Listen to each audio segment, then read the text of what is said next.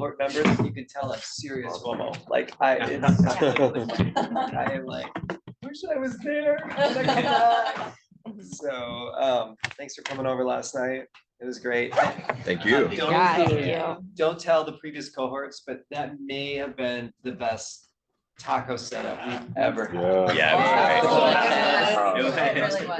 Super hard to beat. It was unbelievable. Yeah. So it was really funny. I'll tell you a story about her. Like when I called her, she called me up and like told me what she was gonna do, and she's a very like very forward personality, which I love. She was just like a grandma, you know. Like I came over, I came home after class. She's like, Steve, and she gives me a big hug.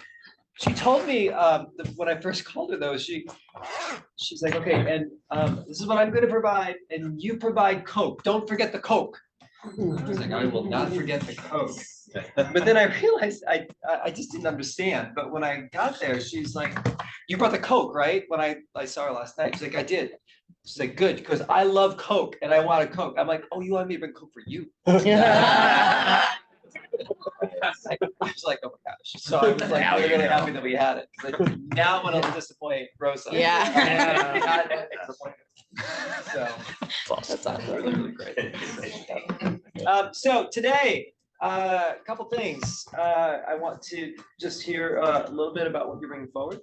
Is the music still on or not? No, that's outside. Okay. And then we're going to have Lisette Frazier coming at 9:30. She's in Chicago right now, so it's 11:30 for her. You may have heard about this organization or this collaboration called 10 by 10. It's something that FYI sort of launched, and it's kind of gone off on its own.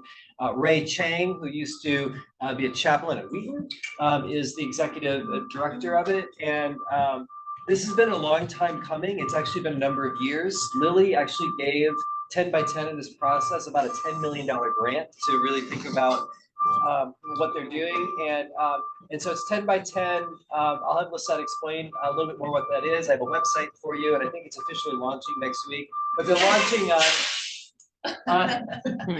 launching on October 10th. 10/10. It's pretty good, huh? So I wanted, Lisette's a friend. She is a ministry leader that you're going to really, really love. She's just moved back to California, but she's one of the executive directors. And so they're gathering this weekend this week for next week.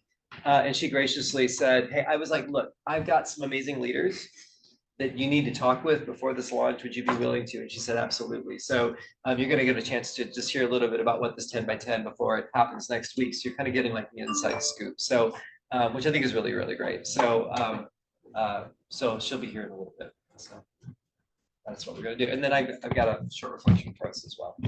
So yeah, so what are you bringing forward from yesterday or the day before or the day before?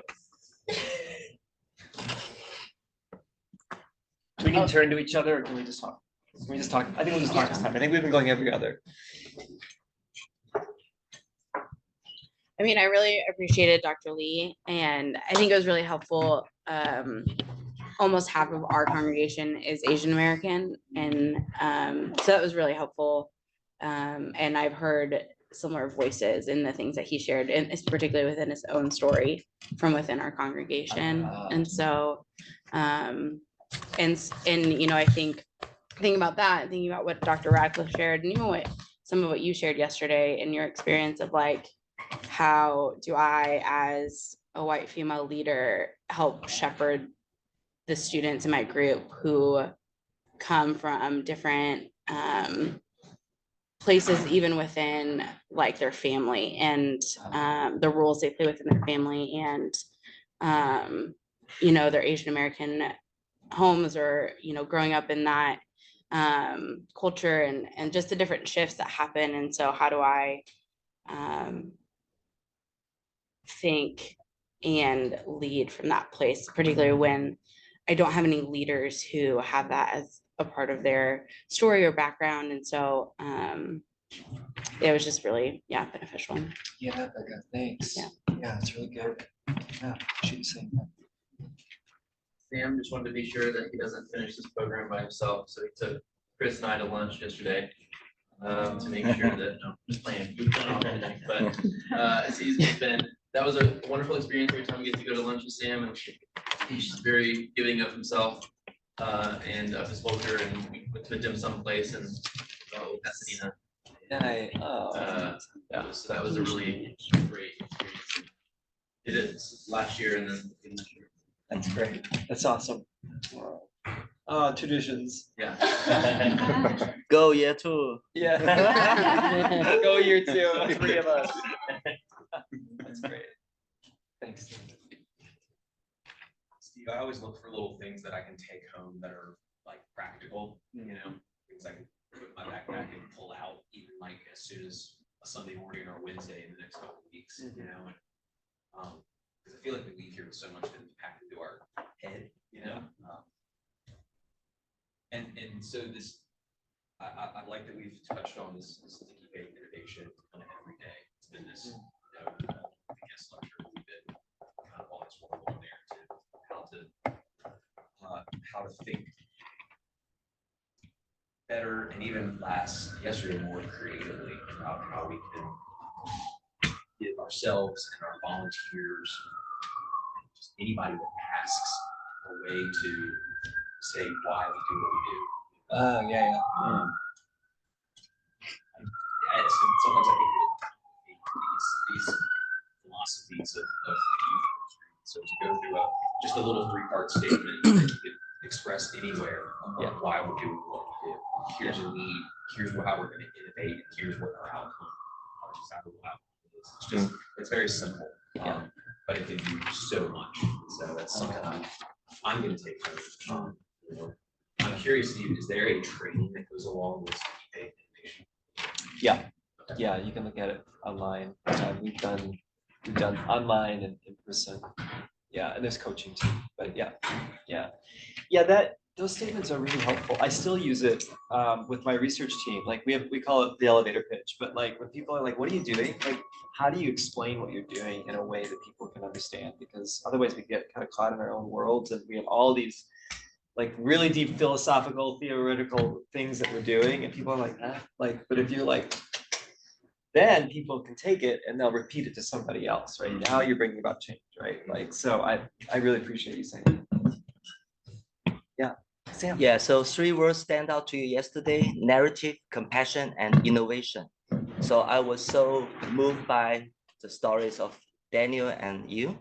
So it helps you to think, okay, my research actually starts from my narrative, my location, my context.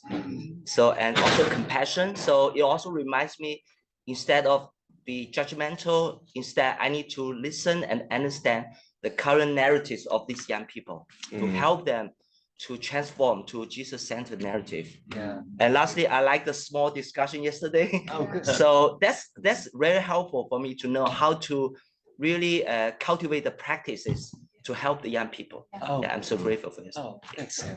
Wonderful. I just have another one, and it came from our end of day conversation with our. I'm really sorry about this. Sorry for the interruption. Keep going. I said I really loved last.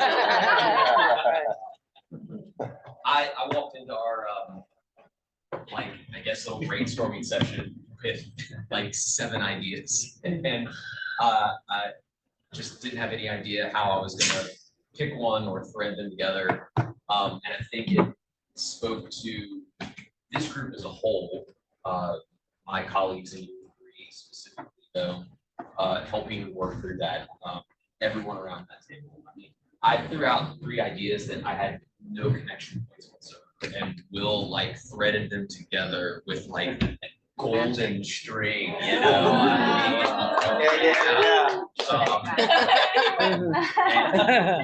It was just great to work through that, and that's also what I love about the collegiality of this space this week, and really what we're going to take beyond here is like we're going to be texting, emailing, brainstorming. Yeah. Like if you have any step in your paper, I've done this in the past. Like find a friend or a friend and trade off paper. Like that's a great part of the process to help you think about things in a different way. So just encouraging all of them. Yeah. I really like President Dane's We'll pass, Past president. I don't know, it's still the week. I mean, there's like the voting in and then you have to wait till inauguration. Yeah. Final count, final count. I said to you yesterday, Steve, that I really appreciate how you, just your posture and your nature and the way you are so honoring and so careful with your words. Every single guest that I think I was saying, I can see each of them kind of sit a bit taller as you're introducing them, and I think, yeah, I just been watching how you lead, and I think that's been just such a. I think that was worth it. Everything else was, it's awesome. That's really nice. Thank you. No, Yeah, are you kidding? You want to hear from you? no, they do Yes, not. they do. No, Yes, they do. no, y'all don't want to hear from me. I'm just playing. Morgan, please go. Please. Oh my gosh. Okay. Okay, I was just gonna tag, well, two things. I wanted to tag on to Wee Young, and I wanted to thank you for sharing yourself and your story. Yeah. So, and Katie for pushing that. Just got to know you better, and a lot more similarities than you realize. So I'm just grateful for you. And but yeah, I just wanted to share, just, name in the water, just being the only African American in here. I appreciate you bringing in voices that really challenge the system and challenge how do we see people better, and how we all have to see people better. All colors, everybody, how I got to see people better. But I appreciate the race conversation, because we, as somebody, as an African American, we want our brothers and sisters, our white brothers and sisters, to have these conversations with us. And and I appreciate it when we actually can do that. And I think it grieves us when nobody wants to talk about it, because it's real and it's happening. And so you brought voices in that challenge the system of people of color in this country, and how people are seen, and how we can all do better as Christians, because I consider y'all brothers and sisters in Christ. And how we see each other better, how we see our kids better, the compassion. One really stuck with me from the Sticky Faith innovation, how we go to kids that aren't like us and try to be more, talk to them more and hear their story more. But I just, the race piece just gets me going, because I think people don't understand, but I'm grateful that you brought voices that hopefully helped us all understand a little better this week. So thank y'all for engaging in the uncomfortability, because it is uncomfortable, but we got to talk about it. Yeah. So Thank you for engaging in us. I Thank feel you. like your voice has been really, really. Yeah. I mean, and you've pushed us, and you've been really courageous. I really have valued your voice. This conversation wouldn't have been the same without you here. So thank you. thank you. I was gonna say my favorite part yesterday was our group at the end. I got to be with people I haven't spent a lot of time with, so I got to hear like your guys' voices, which was really cool. And then I didn't have a super well developed idea. I kind of shared things that I felt like I had a vision for and I knew how to get there, and that felt like not easy, but easier. And then I had something that was like from my story that I was like, I'm gonna share this with you as an idea, but it scares the shit out of me. I don't think I'll actually write on it, so no one hold me accountable. Which is funny, because I should have known better, because then every person in the group was like, if you don't write on that, we'll die. So Your first year cohort might be real small next year.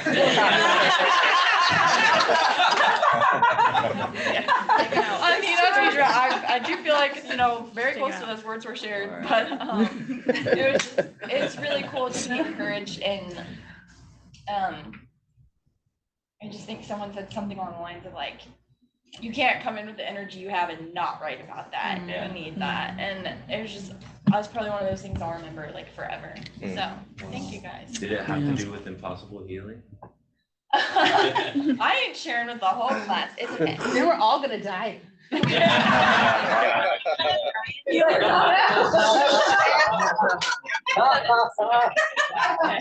my- Yeah, 4 of us are already gone, so. I really enjoyed hearing from Dr. Lee. I really appreciated his book, and actually a close friend of mine from seminary, she had read it, posted on Instagram, and I was like, oh, I don't have time for another book. I'm in a doctoral class, and then the next week I was like, oh, I get to read this. I've been messaging her, telling her that I was anyway, so that's like a side note. But 2 things. One, I thought it was just really fun to hear him presenting work from his book that felt new. It was just interesting. Like his book is great and it's thorough and you're getting the context, then hearing someone with their passion and bringing the context, like, and then to think, oh wow, every like author, theologian, scholar, like that is behind the work that they put out. And so it just kind of opened up in a fun way for me. And then the quote I wrote down that he said that's just been resonating with me, I've just been like mulling it over, is who determines that race doesn't matter. And I felt like he was talking about that in context of our churches or the resources we provide and things like that. And I just felt like that question, I can do a lot with that question because it frames a lot of like nebulous wondering. And like my church context is like a multi-ethnic church, which I really wanted to hear. I know, right? before. Let's bring it But back.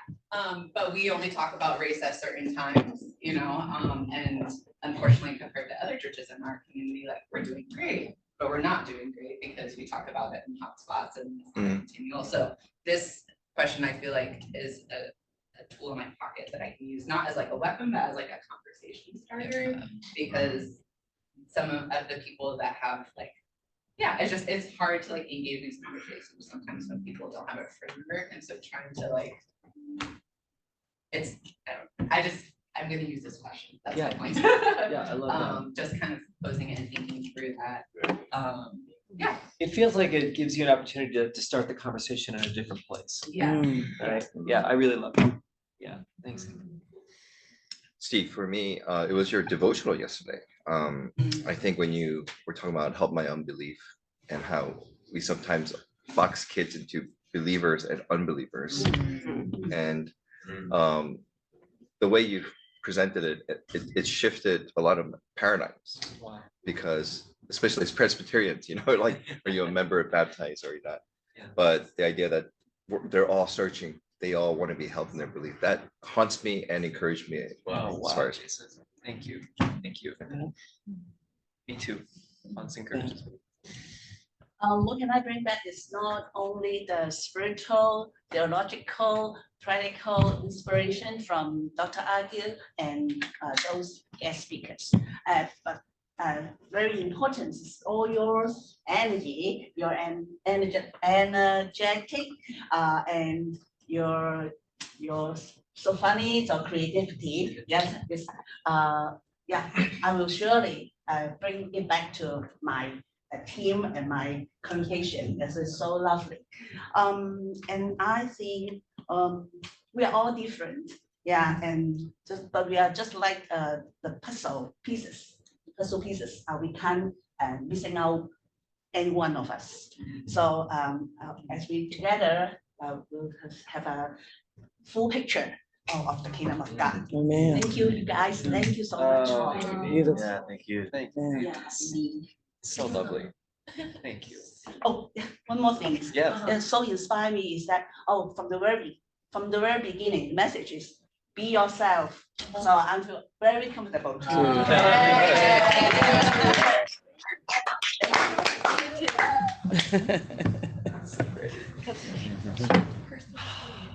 It's good.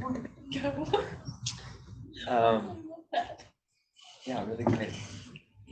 I appreciated Dr. Lee's discussion, and when he talked about like when you ask people where they're from, it's like, what do you mean where I'm from? Like, and I thought from my perspective, I'm like, sometimes I ask that just out of curiosity. It has nothing to do with thinking that you're from a foreign land or whatever. And so I was talking to Steve, and he said, you know, actually maybe a better question is like what's your story?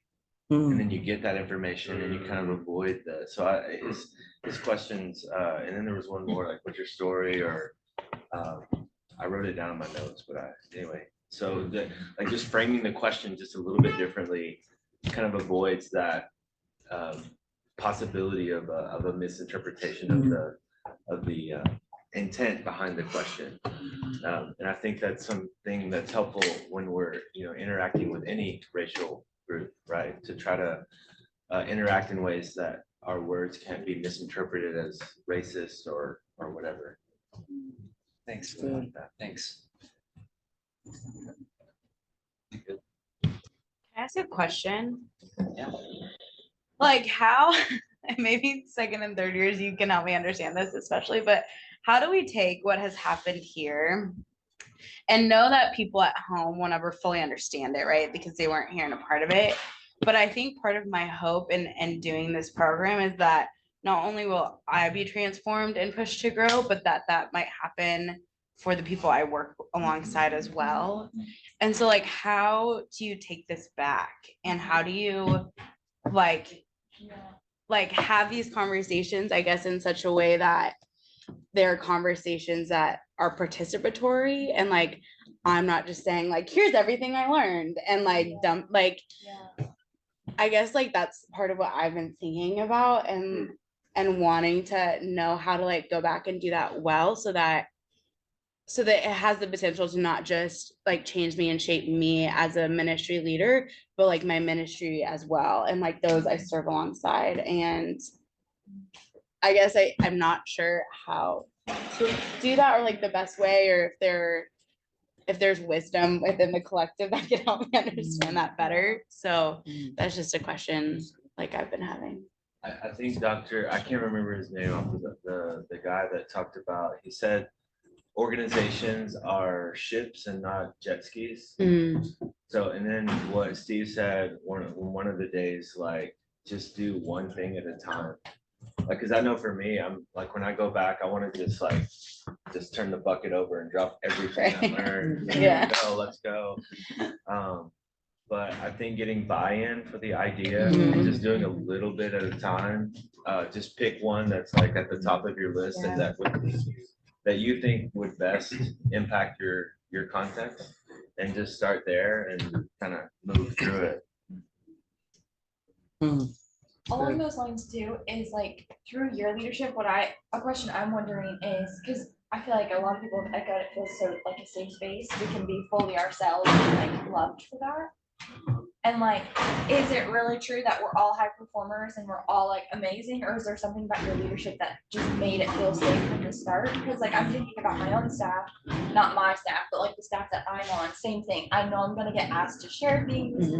And like, it can be such a competitive environment and a threatened environment, a defensive environment. And I'm like, how can I, through my leadership, instead of just firing people or whatever, like, how can I make them feel like, oh, I am good, I am wanted, I am creative, you know?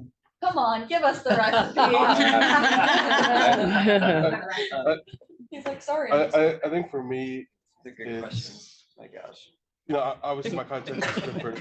It's different from yours, but for me, in terms of my colleagues, the other pastors on the staff, if I went back, here's what I learned this week, and it was great. They just stare at me and then just turn around and go back to doing whatever they're doing. All right. But for me, it's freaking. I'm back home in Brooklyn. That's what I mean, really. It's Friday.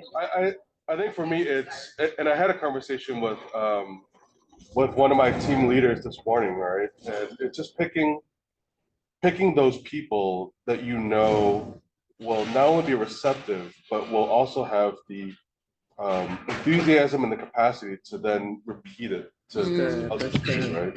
Those points of influence within the ministry. Because yeah, I mean, if I went to my deacons or the other pastors and say, hey, this is what I learned in my 1 week at Dr. Minche Fuller, 95% of them will just kind of shrug their shoulders and okay, that's cool. How many people showed up at youth group? last week. Mm. How many kids are you baptizing, you know, right? I mean, so I think at least, and, yeah, right, the full imagination. So I don't know if that's helpful for you, but like for me, it's like, you know, I know there are one or two people that I can really lean into, or even one or two young adults who are not my leaders, but I'm gonna start kind of inceptioning some of this stuff. And they will eventually, you know, be the ones. The sheer volume of info that we get Yeah. this week is just way more than, not to say like our people can't handle. Yeah. Yes, Yeah. right. Our job almost as these student practitioners is to like sort of get it down into sort of little bite-sized pieces. Not that we're oversimplifying it, but we're trying to take it back, because I take it back to a leadership team or a staff or a diaconate, like these little groups of people of influence. And if I can drop some phrases, some language that is repeatable, then they hear it repeated by me over and over again, and they start repeating it, and so you're creating this slow building momentum. But it's like, that's part of your job, is to take all this home and say, not here's like the big bucket I have, now it's here, you know, but here's some little drops that let's keep the conversation going, you know? Yeah. That's a great question. I think our staff are always very nervous when our senior pastor goes on a conference. Day one, boom, day two, boom, and then we get sent stuff this week, you know, like, and I know that I do that too. Right, and so change is very slow. We did a change management paper called us change management principles. There's so many different principles of change management. It's so important. I'm so grateful that Stetson got us to learn the whole change management, because, and that was our first paper, like all of our master's of arts. So I've used it so much, and one of my mentors explained this to me. He calls it the swallow up principle.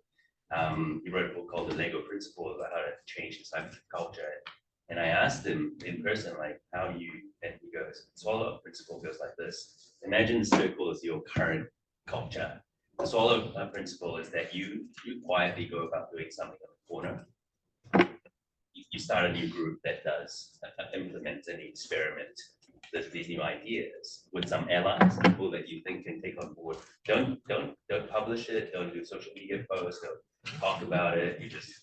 It's not a rebel group, it's still within the culture, but it's like you're quietly going about it, and then it grows, and then it grows, and then people start talking about it. Hey, what's going on there? That group's growing, or that ministry's growing, or that they seem to be having fun, and everyone's looking in, going back to what's going on with you, making them want more, and then eventually it gets to senior management, and they're ready to listen.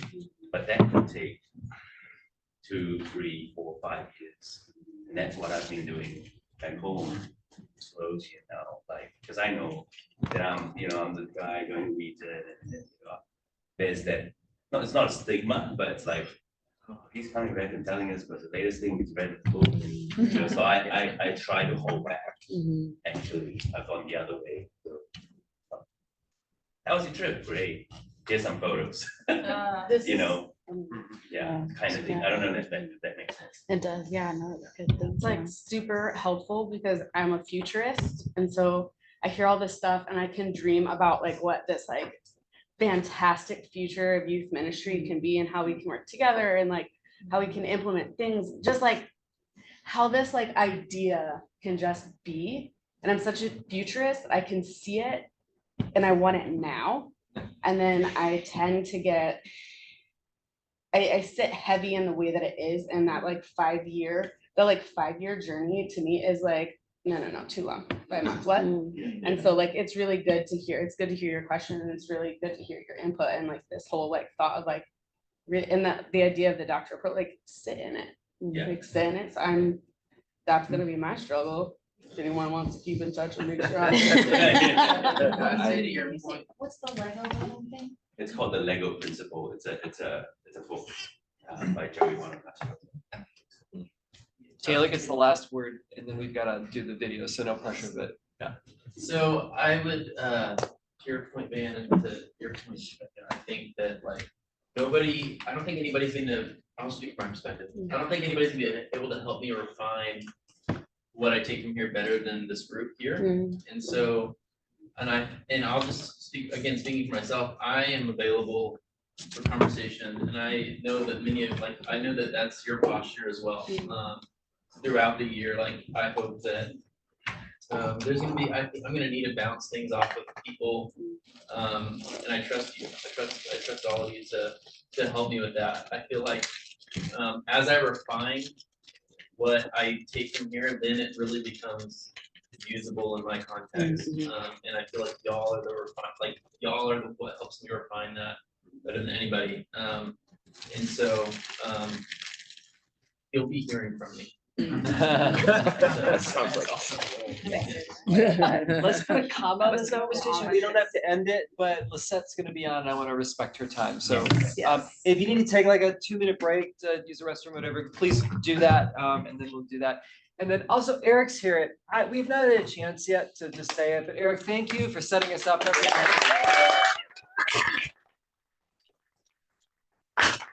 You never get like the credit unless something goes wrong, right? So we just want to honor you for the great work you've done. Really appreciate you showing up every day, and we know we're not the only cohort that you're working on, so it means a lot. So yeah, okay. So take 2 minutes. We'll get Lisette on here, and then we will we'll get going. That's a really good question. I think you did. Yeah. Yeah. I was talking to Duncan too. I'm really good at taking action, but not really good at like being creative on how to. Do I just need to unplug this? I can just unplug it. This happened. I went to Wow. series on gender and sexuality and Just reality. Yes. And Oh, that is cool. I loved the. Can you- And he was a doctor. Doctor. I didn't know Talks you were about it. meeting. It's like really brilliant. I And, can like, hear a whole lot of things. I can't quite hear you, but it's good. It's Okay, just great. party in the room. I just got all these theological. Okay, facts. I have to stand by the mic. I'll get over there. Can you see everybody? Sorry, Josh. you didn't- sorry. Yeah. Hey. Come on in. Give it, Cool. give us 1 minute. We just took a short break. Yeah. No problem. I heard you. That works great.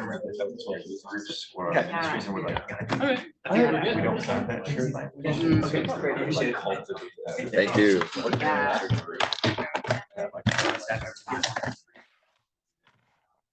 Yeah. How's Chicago? Wonderful. You got there on Wednesday? Okay. Yeah. I like for this one, we had to get here early and make sure we knew what, you know, Yeah, Monday's coming.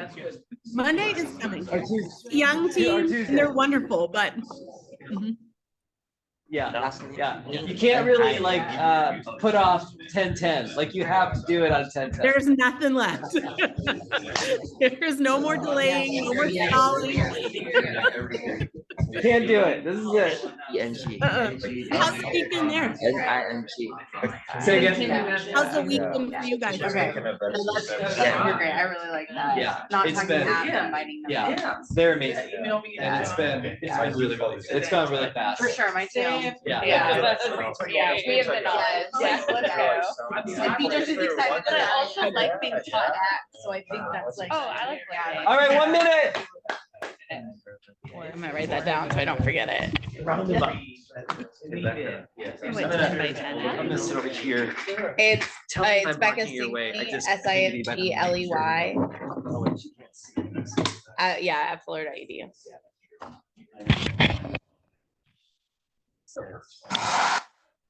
But it's not like you are, Spiraling down a mountain. flying into a tree. Yeah, or falling into a tree. Come on in, come on in. We got a few more. I think I saw it. Taylor, what's your reference? Awesome.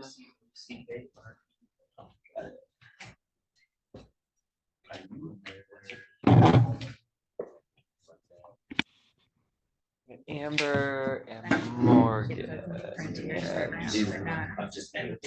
Yeah.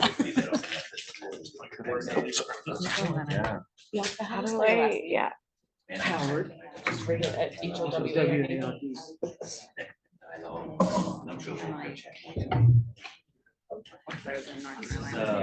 Do you have a hard stop? I don't. Are you okay? I don't. Okay, I just, We'll go as long as we need to, but I don't want to keep you. And we can go as short as it needs to be too, if you're like, no, we're done. We're good. All right. Well, ladies and gentlemen, I'd like to introduce you to Lisette Frazier. Lisette is one of the executive directors in 10 by 10, which you will hear about. And that's a great title, but Lisette is probably one of the best leaders I know. And I find that when I get together with her and we talk, it's like a generative conversation. I feel like when you and I talk, we give new language for our experiences. Like you've unlocked some things for me that have saved my life. Seriously, like, and I really, really appreciate that about you. And Lisette, this is the Doctor of Ministry, Youth, Family, and Culture cohort. Yeah. Lisette has coached around the country. She has served in major leadership roles in multiple organizations, but she has never spoken at the D-Mid Youth, Family, and Culture. So good to have you. And I really appreciate you giving your time. I know that you've got a really big week coming up, and the fact that you would give this time is just a real gift to us. And so thank you for that. I've been telling them a little bit about, Lisette, a little bit about 10 by 10 and what's coming up, but I think what I'd love for you to do is to share a little bit about you, and then share a little bit about 10 by 10 and sort of what's coming up, and then we'll take the conversation from there. How does that sound? Sounds good. Sounds really good. Okay. And you just cut me off whenever you need to steer me another direction. I am not going to do that. Well, you can. It is so good to meet you all. I wish I could be like in the room and like see your faces really clearly. Zoom is only as good as it is. I feel like there might even be a couple friends in the room and I can't quite tell. So here we are. But it is a pleasure to be with you all. Steve is one of Dr. Argue, is that what they call you? You got Steve's spot. Steve's okay. Okay. I will say Steve is one of my favorite people to ever catch up with. And so I'm pretty jealous that you had a whole week together. My imagination is that you've had incredible conversations and done a lot of great thinking. I see some nodding, so I'm sure that has been true. So I'm grateful to hang out for a few minutes. I will own 10 by 10. Let me just say this is launching next week. I'm already in Chicago to prepare for launch and for a summit we're hosting. So my brain is not at its finest at this moment. So if I say anything smart, we'll go with it. If I don't, just pretend it's because of where we are. Okay. This is it. So 10 by 10, if Steve has told you a little bit about it, is really this collaborative mission to see how we can help faith matter more for 10 million young people over the next 10 years.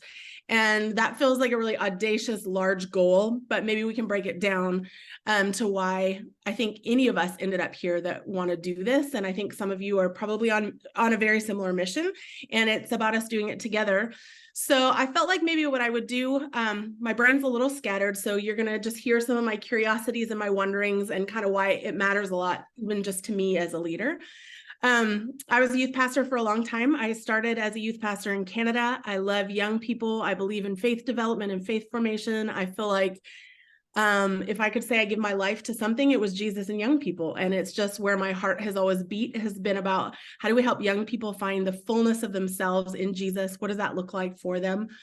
But over the years, I struggled with the reality that there were so many kids that I've journeyed with that are so far from a walk with Jesus at this point in time. And I've always wondered, what did that mean? What could we have done differently? How do we think differently? What do we wonder about? And we just know those stories, right? There's people Oh no. Hang on, Lisette. Yeah. Okay, sorry. You just cut out a little bit. Keep going. We got you. You're back. Okay, great. I'm here. My internet connection is unstable, as the hotel so kindly pointed out. I'm so sorry. It's all right. It's still there, right? And we're still there. Okay. So I wonder, right, I've wondered about young people and the young people I've walked with. I remember once sitting with one of the senior pastors I worked for, lamenting the fact that I watched some young people walk away. And his answer was, have you not read the parable about the seeds? You should be happy if 1/4 of them make it. Which I thought was the most unempathetic, unhelpful statement to give me, and so unsatisfying.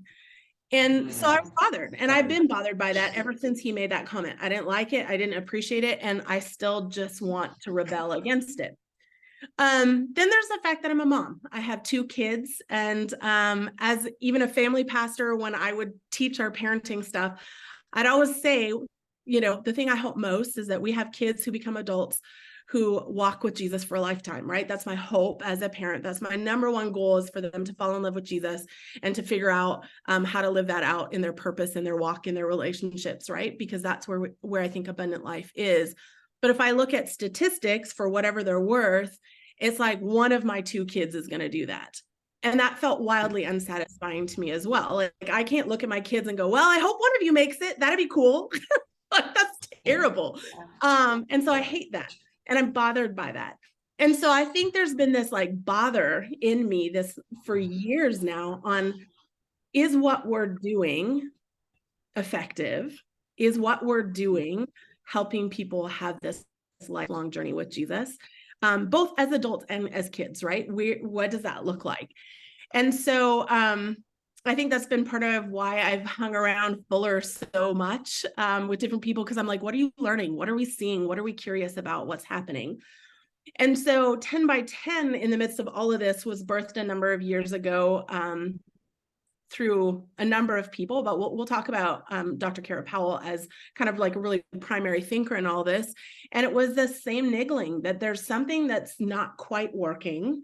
And yet there's so many of us out here trying to do something different to find a way for people to have this lifelong relationship with Jesus. And wouldn't there be a way for us to do it together that would be more effective than us all trying to figure it out separately? And so this started this conversation, and it started this invitation of different leaders coming in from around the country to say, we're all facing similar things. We're all struggling with the same wonderings of what's working, what's not working, what's effective, what's not effective.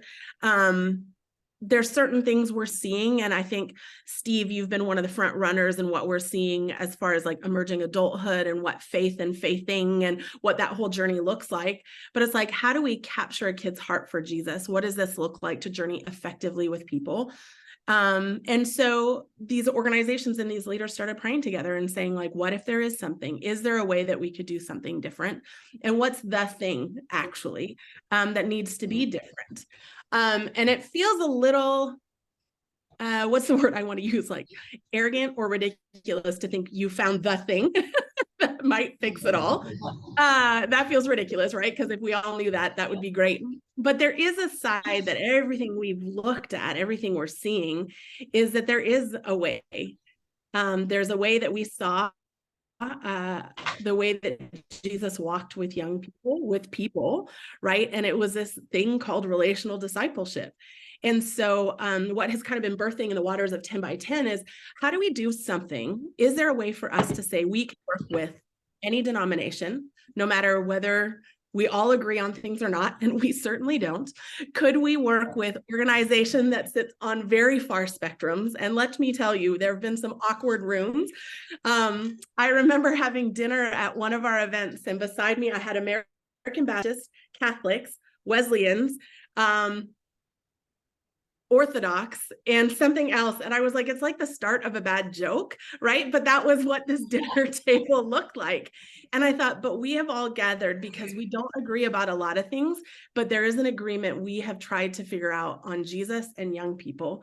And to say, if the statistics are true, if we're watching more and more and more and more young people and people just in general walking away from faith communities, walking away from, you know, what we would call the abundant life in Jesus, then is there a way for us to turn that tide together? And what would be the thing that would do it most? And we would say it would be relational discipleship radically focused on Jesus. And as wild as that sounds, that feels like a shift for what we're seeing in the North American church. And for many of us who've spent a lot of years in youth ministry and working in some wonderful churches, invested in what I believe our hearts thought was the best thing possible, I think we built a lot of incredible programs that didn't always result in actual discipleship of young people, right? It resulted in some of that, but I don't know where those relationships were and were there enough people to have enough relationship to wander with a young person through those early adult years into a lifelong faith. I don't know. I didn't see it happen all the time, and really sometimes not very often. And so there's all these curiosities mixed in all that of what that looks like. I think from my side as well, there's this curiosity about, I started ministry in Canada that is much more post-Christian than the US. And I would say I was born in Europe, and it was like Europe is about 20 years ahead of Canada as far as what faith has done and what the churches look like. I would say Canada is about 20 years ahead of the US. And by ahead, I mean in decline, as far as what you would say church attendance and church involvement looks like. And yet we are seeing all these pockets of like interesting revival and things happening where life is happening, because there's an opportunity, right? And so I wonder what this season holds as far as opportunity is concerned, what God is brewing uniquely in the waters of the United States right now.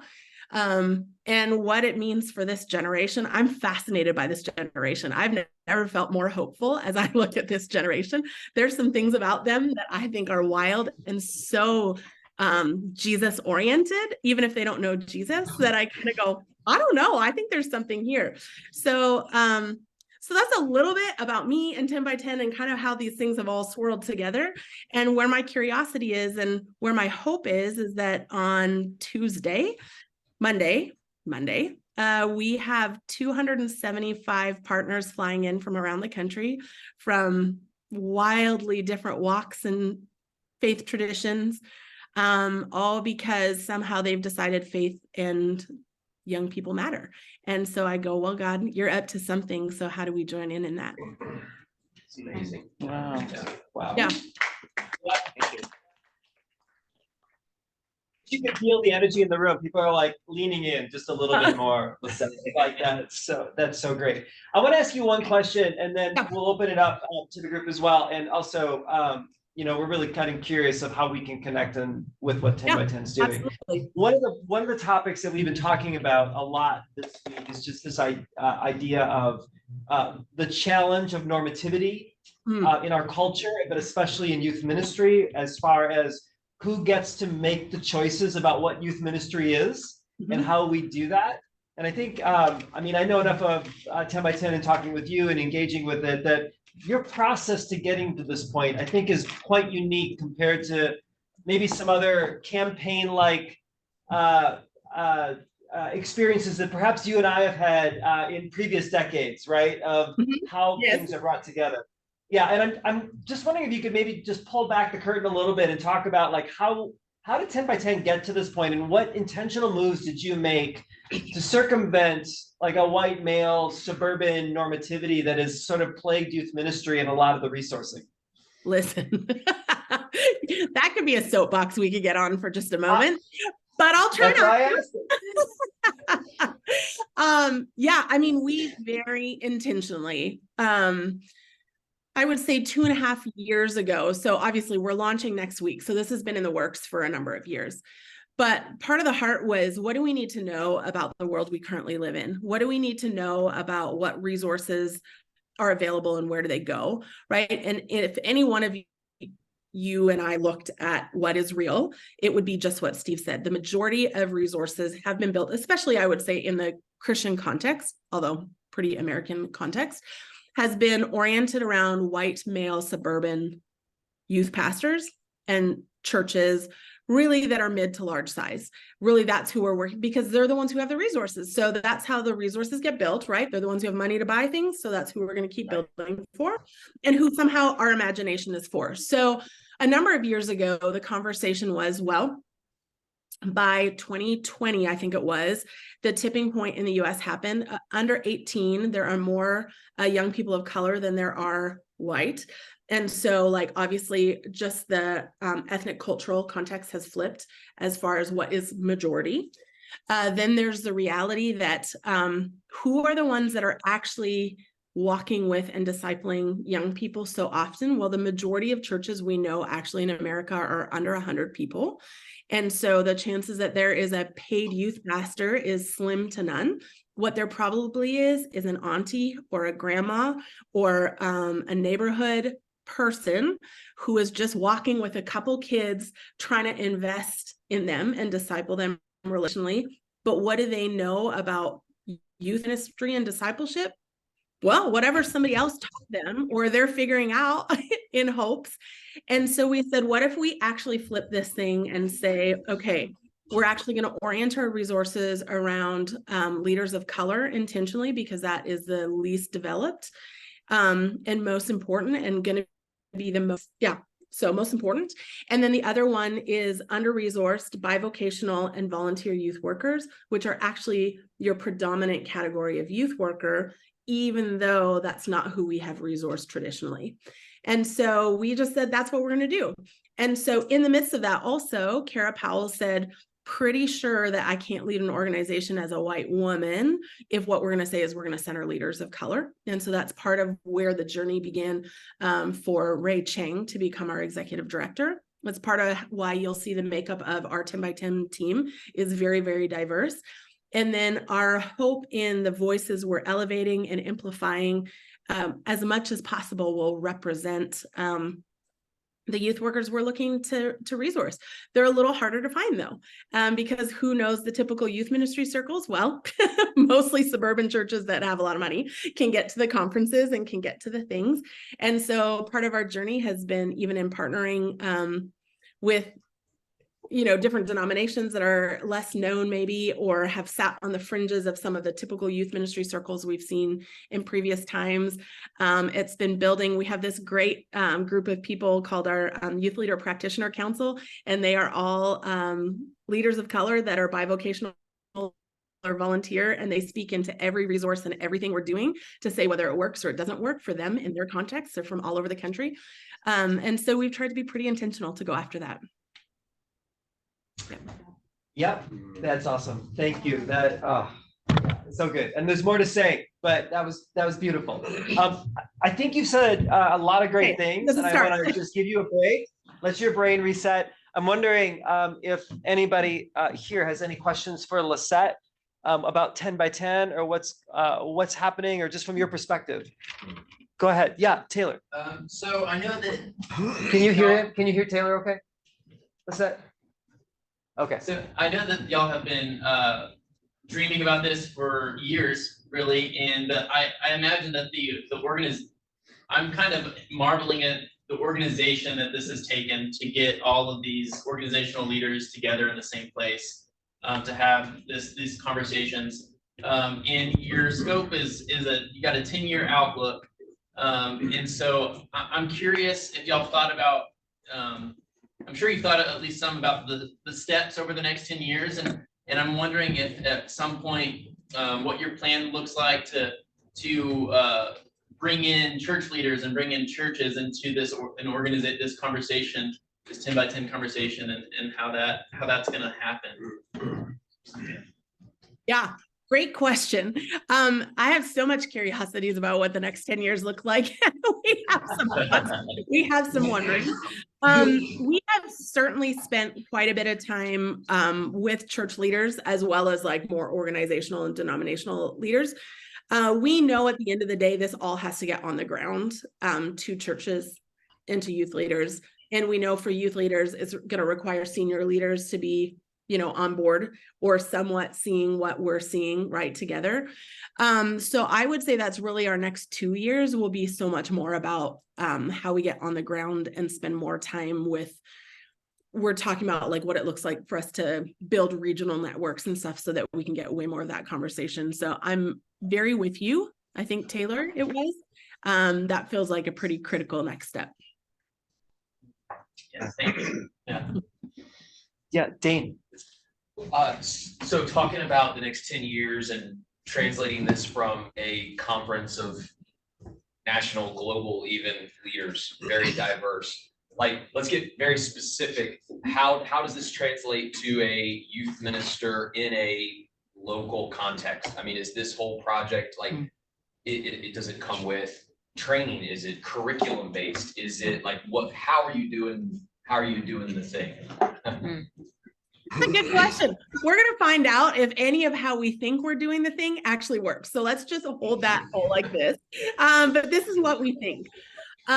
We think currently, our best guess, based on a lot of research and experience, to be fair, but is that the majority of youth ministry training has been oriented around the execution of program, and the pressure that I think we've seen, especially for many youth leaders over the last decades, has been how to execute, build, meet metrics, meet things, meet whatever. And yet somewhere in that, your soul gets a little dry or a lot dry. And your ability to teach and train people to do the most important thing, which we would say is relational discipleship, radically focused on Jesus, is a lot more about the development of a youth worker and their philosophical approach to how they're doing ministry than it is about actually knowing how to execute something or handing you a curriculum, right? Because a curriculum will never change how you're doing something. It only changes what you do. And we think this is actually about like shifting the ecosystem of how ministry is done in the local church, which feels pretty audacious, but I don't know if y'all are in churches, you probably feel the pressure of the things that have to get executed. And so we're saying, how do we slowly start to, work under that to shift the ecosystem? So the training that we've developed is all about developing a youth worker around their own health and journey with Jesus, and then what it looks like for them to relationally disciple others or train other leaders with them to do that. So we have built some training. Probably our most central thing would be called this Relational Discipleship Kickstart, literally for that purpose. And then in partnership with the various denominations and groups we're working with. So I feel like I'm not being really linear in my answer, but just roll with me for a hot second. The other thing we've developed that's a part of our website is like this Stitch Fix version of a quiz that any youth worker or leader can fill in that'll help us orient them towards the pockets that will make the most sense for them. So if they're Catholic, it would help them get into some Catholic connections because that'll be the most helpful for them in their context. If they're Kojic, if they're whatever they're connected to will help them, small church, rural. So it will help kind of orient some of those things, because our also hope is that it's not all centered on 10 by 10. It's actually getting them into their own regional network, into their own connections of other organizations that are doing the type of work and the type of stuff they need that will deep dive with them and hopefully relationally disciple a youth leader so that they can relationally disciple somebody else. If that makes sense. Yeah. Oh, I was giving her a thumbs up. oh, thumbs up. All right, you're getting thumbs up here. That's really great, Lisette. Great. Yeah. We young. Hi, Lisette. It's Wee Yong from Auckland, New Zealand. I appreciated what you said earlier about the statistics in Europe and Canada, and I feel that New Zealand's kind of similar to it's between Europe and Canada. Are there any plans to, I guess, involve other countries or internationally in the initiatives and the learnings that you get out of this? Because in New Zealand, I saw your tagline on your website. It's kind of reversing the drift of people leaving the church or young people leaving the church. Like in New Zealand, they've left the church, and it's kind of like trying to get them in connection with Jesus, not in the church, So do you think there's any relevance, or will there be any initiatives that connects internationally? Yeah, that's wonderful. And thank you for the work you're doing in New Zealand. That's amazing. I would say it's interesting. I was talking with the Global Youth Alpha Vice President. I think she's the head of Youth Alpha Canada, but also global, asking her what she's seeing, right? And what it looks like, because I would say Canada and New Zealand, very similar, like they have left. And now what does it look like? So I'm curious for what is being learned in those spaces. I would say really honestly, we're saying 10 by 10 right at this moment is pretty US centric. We feel like we can best communicate and honor the space we all live and work in right now. Do we think it'll be relevant and helpful, hopefully beyond the scope of the US? We sure hope so. I would say you can access anything the same way. I know they told some of my Canadian friends they just had to hold for a minute. I was like, don't say that to my friends. But it's fair. Right now, we're just being pretty honest that it's pretty eccentric right now. But there would be hope that the learning is relevant, broader, and that the resources would be helpful broader. Yeah. Thank you. Anybody else? Question, I think. Oh, yeah, Bianca, can you, yeah, can you come in? Oh, yeah. Yeah, you and I both have to kind of scoot in. Slide on in. You know what, I miss Bianca, cheers. How you doing? Bianca from Atlanta. So I'm sitting here thinking about us in this room and those in theological education for youth ministry. So Yeah. I guess within the next 10 years, we'll all be doctors, and kind of moving into the educational piece of youth ministry. How do you think we will be able to play a role, and how do you think theological education will be able to connect with you all in the next 10 years regarding youth ministry? Yes, that's a great question. I'm so glad you're there, first of all. We need more and more people thinking like really deeply theologically. I think it's so important. I think there was a sense for a season where maybe we didn't need the education anymore. And I think it's not that we don't need the education, it's maybe how we use the education and how we're being taught that's really important. What I love and I know about Steve and I know about Fuller is what we're developing as theological thinkers who are open to having questions and curiosity and seeing what God is up to while aligning it with his word, aligning it with deep thinking.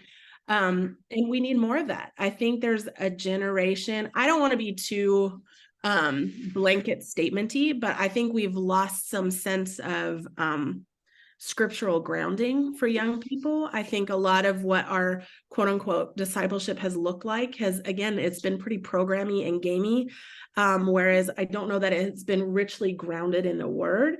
And so we need people that are richly grounded in the word and thoughtful about the word, but also able to do a little bit of this. And because I think that's what this generation is actually looking for. I don't think they're not open to faith. I think they're not open to faith that feels like it's drawing lines all the time, that feels like it's got pat answers that feel really unsatisfactory. Whereas I think once you're at this point, if you're thinking at the level y'all are thinking at, you have to be curious, right? You have to be okay to wrestle. And I think having really intelligent, thoughtful leaders that are willing to wrestle with kids and think deeply is actually going to be part of what draws them back and invites them back into a deeper walk with God. So I think you're critical. Yeah, thank you. That's awesome. Thanks. Steve, I have a question. Yeah, Jason's over here. Here we go. I'm gonna move over here, Lisa. Come on in, you can take my seat. Hi, Lisette. Lisette, there were a few things that you said that really confirmed my joining this cohort. I'm not a youth worker, but I have a deep passion for youth. I'm a solo pastor, what they call. And you said that as we are having less and less paid staff, and so you're resourcing churches that are between 50 to like 150 are having a really hard time finding the paid staff. Yes. But they still have youth students. Yes. So I was wondering, there seems to be a little gap. How can churches that have youth students, like from parents that come, Hispanic, Korean, white, that don't have youth workers, utilize all the resources that may be coming from you, and how can we be tooled to think of a different way to minister to youth without having the paid staff? That's all. I love that question. I love that you're in this cohort, and can I just affirm what a gift it is to have people like you that see what you're seeing and your willingness to dive into this. Gosh, I would say, I think one of the things that I have wrestled with the most over the last year, when we get asked frequently by people, so what do we do next, right? They hear about the mission of 10 by 10 and they're like, what do we do next? And one of the things Ray Chang, our executive director, and I have gone back and forth on is how do we help people own this in the sense of this is not just a youth pastors and youth leaders that we need discipling young people, but this is about every adult saying, how do we invest and disciple somebody else? Because at Yes. the end of the day, that's what relational discipleship is, right? Jesus wasn't out here saying to the disciples, like, well, y'all are the only ones with titles, so I need you to be the only ones, right? It was a constant pass on, pass on, pass on. And so I wonder what it looks like for us in smaller churches and really any size church to be able to say, so it's our responsibility as people of faith to pass the faith on. It's our responsibility to walk with somebody else whose faith is younger or newer, whether they are younger or newer, whatever that looks like, and to journey with them. I know Dr. Chap Clark would say that every young person needs 5 other adults outside of their direct, I think, parents that are people of faith that are journeying with them. And so I think smaller churches actually are the place that can probably do the best work. Really, truly, because you can actually function as a family that's oriented around passing on the faith. Yeah. Good. Great. Thank you. And Jason should be on your senior pastor advisory council at some point. I didn't Yeah. tell, so just so you know that's my endorsement. Yes, yeah. Dave. So I have another question, but it's probably in 2 parts. It is in fact in 2 parts. One is a question of, like, how are you going to track progress over the next 10 years? What are the metrics or mile markers that you all are going to use? Because 10 years is a long time. And then part 2 also has to do with sustainability over the next 10 years, especially amidst transition, which is a reality among church workers, youth workers. I mean, like in 10 years, some of us may have made a transition or be out of ministry. Nope. The next 10 years, new people will be coming into ministry. In 10 years, unfortunately, some people may enter and exit ministry. And so there's all this like handing off and sustainability that needs to happen. Like I'm thinking about where I'm gonna be in year like 9.5 of this, you know? And that's scary. I don't know where I'm gonna be like 9 days from now, but you know, like, yeah. Yes, 9 days, agreed. Thank you. Great questions. Okay, I will say first, let me just answer your, how are we gonna assess this? Oh no. Welcome to the things that you can't pay quite enough dollars for to figure out. We are working with, so it's not easy. So we have an assessment person on our team and her job is partly to figure out how we're gonna process that. Every conversation I have with her, she's like, there's another angle, another problem, another curiosity, right? And so it's not easy. There's a couple stabs we're taking at it. We're working with the Arbor Research Group. We're working with Barna. So we're working with some pretty credible research institutes to say, how do we track this over the next 10 years? One of the things that will also be a part of the journey on our website is something we're calling the Relational Discipleship Inventory, that will have multiple versions of it over the years to try to track with people on what their development and their growth is through that. But I will honestly say that is probably one of the most challenging things we're still wrestling with, is how are we measuring all of that? Word on the street is Dr. Powell will actually have something to say about that on Tuesday at our launch. So I'm excited to learn with you. But no, that's a genuine wrestle, has been, how do we most effectively measure that? Because also, to part B of your question, that is a real thing. So I think there's 2 things I want to say to that. One is, on a personal level, I have been trying with any youth ministry I work with, so maybe I can just say it in this room as my own like little soapbox, is I think one of the most unhealthy things we have done, this is Lisette's opinion, I'm not speaking on behalf of Fuller 10 by 10 or anything else. One of the most unhelpful things we've done is built youth ministries oriented around the youth leader, because youth leaders are so, I want to say unstable, transitional, any number of words you would like. Okay. Whereas there are families in every church that have been there for years and years and years, and they will continue to be there for years and years and years. And we actually need young people connected to them instead of connected to the youth pastor. So I actually think part of our reorienting of youth ministry should be about who is the hero of youth ministry. It needs to stop being youth pastors. That's actually very unhelpful for the development of young people in their faith and the health of the church. And so I think if there's something we can be doing and thinking about, how do we help the families, the youth leaders, the people in the church, and not your college student youth leaders, because they're worse than your youth pastors for being able to be there forever. They might be, but chances are not great. Let's be really honest. What does it look like to build our youth ministries around them for the sake of discipleship and investing in those adults to be great at discipling young people? Because I think it's just going to be a challenge. It's going to be a challenge for us to figure out how to wander with a youth worker for 10 years that is a paid staff and not expect that they won't be at 3 to 4 churches over those 10 years if they're still in youth ministry over those 10 years. So that's a real thing. Yeah, Becca. Okay, you probably can't see me, but I'm here. Okay, I'll go up I totally believe you, Becca. I can hear you. Yeah, come on. there. Steve's gonna make me come sit up Yeah, front. So I think my question is like, I feel like we've had that hope and thought as a part of like our senior leadership of our church, but I have sensed this like, maybe unwillingness is the word, but this heavy resistance from older adults who are parents or have been parents of students, or, you know, are empty nesters, or, you know, the different ages of adults we have in our congregation who have been there for forever and probably will be a part of our church for forever.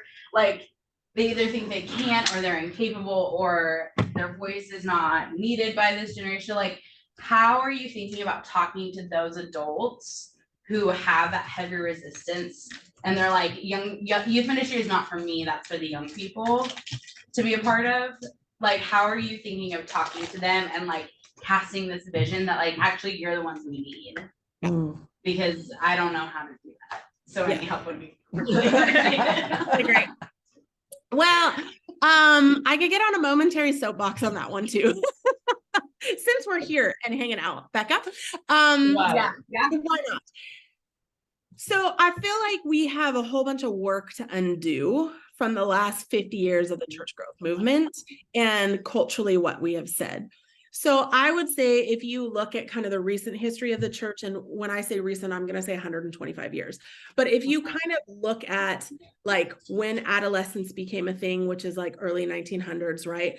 Then to when youth ministry entered the game, which is like the 40s, 50s, 60s, to when it became a profession in the 80s. But there's something that really switched, I want to say like 60s, 70s, 80s, especially, and then it has only accelerated from there. We did this in the church, but we've also done this culturally everywhere else. We've kind of told parents that they don't know how to do anything. So we've told parents that they can't help their kids with their homework anymore, they should get a tutor. We've told parents that they can't teach their kids how to play a sport anymore, they need a coach. We've told parents that they can't disciple their kids because they need a pastor. They need a youth pastor. They need a church. They need a kids. Now, do we think we intentionally said that? Of course, we didn't intend to say that. But I do think there was a cultural switch somewhere along the way where we kind of disabled parents and told them that they hire those things out versus that's actually a part of their role and that they have a voice in those things. So in that, I feel like so much confidence has been lost for parents in like how to disciple and how to journey with their kids. And so it's easier to say, I don't think that's my job, than it is to say, I don't even know how. And so I wonder for us, like how we create an invitation that doesn't make it a shame-based thing, which I don't think you're saying at all. I've just watched churches do this, that it doesn't become shame-based, that it doesn't become like we're slapping them for not doing it, but it's more like, man, what if we could all do this together, and how do we do this together? So I have a lot of wondering around that. I don't know that I have the best answers, but I have a lot of wondering about that. The other thing I wonder is, well, there's multiple things. I also wonder there's so little priority for a parent to feel like faith is the most important thing, right? Because you just got to get your kid through high school and hopefully they're awesome at something and get a great scholarship to college. That feels like way more important than making sure their faith makes sense. No parent would tell you that if you're sitting with them face to face, but the daily pressure of being a parent feels that way. So you kind of have all these pieces in the mix, right? And then empty nesters are just like, I made it, I'm good. So like, how do we And so I think there's this, I just keep wondering, how do we reorient the church, which I think goes back to even what Jason, I think it was Jason, the senior pastor, was saying, is like, how do we help people rethink, like, man, my job as a person of faith is to pass the faith on and to disciple somebody else.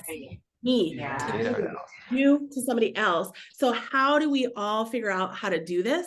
So I do think, to actually answer your full question, not with all the things that I wonder about your question, is one of the things we've been talking a lot about is how do we resource people for change management and leading up and creating cultural, because we're not just asking for like simple change, we're talking like full adaptive change.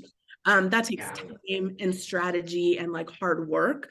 So I think part of our thinking is developing tools and equipping people for creating that type of change within their congregations. I just look at it and go, man, there's so many things fighting against that. And so it's like, how do we think about all those pieces and think about how we want to talk about those things? So that was really an unhelpful answer, but here we are. No, that was not, that was super helpful, because it affirms that I'm not alone in feeling like those things are difficult, which is really great to feel, but also that it is the wondering.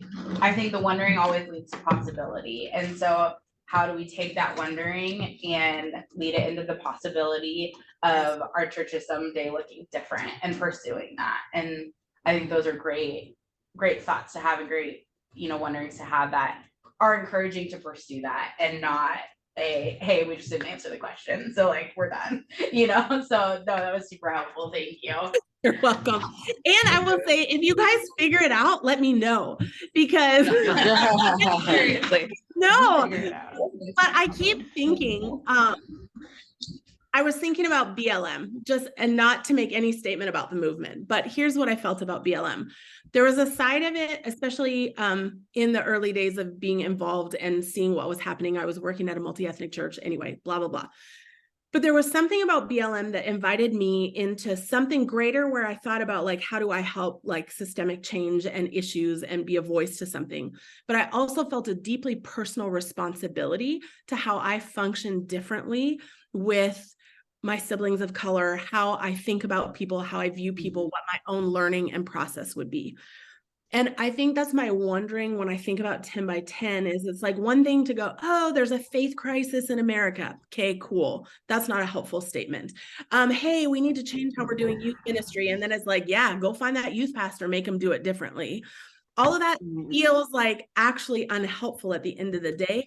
How do we get it to a point where it's like, I look at it and I want all those things, but I also go, man, personally, what am I going to do to pass the faith on to the next generation? How do I live in such a way that there are young people I'm invested in, and I make that a priority because it needs to happen for the faith of a generation? I don't know how to help that switch. So good. Very good. Yeah. Maybe one more question? Yeah, Chris. Can you yeah. see Chris? Okay. Hello. Oh, I waved with the hand. Hello. I got you. Yeah, one of the questions I'm curious about is, it sounds like there's a lot of thought and energy being put towards like parents and youth workers and bivocational and senior pastors, like a lot of that. Is there any work you're all doing about like equipping students who are currently in that for passing on faith to? Like, are they invited into the journey? Or are we just kind of like hoping youth pastors will do that training alongside of, like, is there thought about, how do like high school students now get invited into the leadership of now in this? Yeah, absolutely. I think that's been a question we have sat with a couple of times, really honestly. I think there's been a side of who's already doing that, so we're not trying to step into a space that's already stepped into, or how do we just fan the flame of some of that work that's already happening, whether that's Youth for Christ, Young Life, Youth Alpha, any of those things that are all kind of in the sphere of partnership with us, but just fanning that flame. But that has certainly been a thought too, has been, man, there's a lot of kids that are pretty in fire for Jesus. How do we help them actually disciple their friends and be a part of that journey? And we just haven't fully landed there yet, but yeah, definitely been a piece of the conversation. I appreciate you raising it. Anything else? Sure. Yeah. My name's Casey. I work in the Pacific Northwest, and I'm just curious, sort of wrap this all up. How can we be ambassadors for what you're doing? Like whether that's bringing info back to the circles, the concentric circles we all work in, or pointing people towards resources. Like maybe it's not super developed yet, but just at this stage, what can we do to be ambassadors towards this? That's a great question. I appreciate it. There'll be a website. It'll be cool by 1010. Please, Jesus. Let me tell you, there's a lot of stress and text messages I'm getting right now about things not working on the website. We're fine. I think just amplifying the issue and the opportunity, I would say, is really important, that there is a pain point culturally for young people, and there's a way for the church and for people of faith to respond in such a way. So I think anything we can do to help people kind of go like, oh, there's a thing, I wonder if it's worth paying attention to and what it looks like for us to become a part of it is amazing. So I could be as like layman say like, check out the website, follow us on social media, share some things, that'd be great. But at the end of the day, it would be way more about if there's people that we can resource and help, it's there. But if you can help us be a megaphone for, I think, the pain and the possibility, I think that's really important. And as people who love young people, that's why you're here. We want to be the most effective we can. So anyone we can share that with, we will. That's great. Okay, I have one question for you, Lisette, and I normally would not ask this to a guest speaker because it might be a little more personal, but it's part of the conversation that we've been having all week. So you can choose to answer it or not, but you're like, oh my gosh, what is this question? Yeah. Okay, so I find you to be a quite accomplished leader, and you weren't always that way, right? You got there, right? And we've been talking a lot, especially for those of us in this room that are not of majority culture, male, white, the fact that oftentimes in our leadership, there have been times where some of us have shared how they've had to hide part of themselves in order to negotiate their organization. And I'm wondering, as you are now positionally one of the leaders of 10 by 10, what in the past have you hidden? And what has 10 by 10, what have you revealed or led with that perhaps you've hidden in the past that 10 by 10 is really needed? Is that a fair question? That is a fair question. It's not an easy question. I know. Yeah. No, I appreciate that. I mean, I grew up in churches that didn't have women pastors. And so it's taken me a long time to even figure out how to navigate my way to what it means to lead, what it means to be fully me. And so I had to hide a lot of things. I had to hide, I think, how sharp and strategic my brain could be in order to allow somebody else to look like they were those things. I think I couldn't lead with the full emotional part of myself because emotions are often thought of as weak and unhelpful as women leaders, and criticized or demeaned. I think there's, if you can't tell, I'm a rather expressive person, but I had to watch myself, right? I remember one of the first times I preached on a Sunday, I got off stage and somebody told me, somebody on staff told me that it would behoove me to get some voice lessons so that I sounded a little more masculine and maybe people could hear me more. So I just think there's a lot that you don't even want to know half the things I've heard in my years of ministry, right? It's true. It's very true. I would say, Steve, I've had to hide some of those things for so long. It takes time to figure out how to even let them out. But what I enjoy so much about us being a very fun, collaborative team from very many different cultures, I always joke with there's 2 Puerto Ricans on our team. I'm like, I am sure I'm Puerto Rican somewhere because we get to be so dramatic together and it's so enjoyable. There's no critique. It's like the more dramatic, the better we're doing it. And I'm like, I can do this. I get this. And I feel like I get to champion things that matter so much.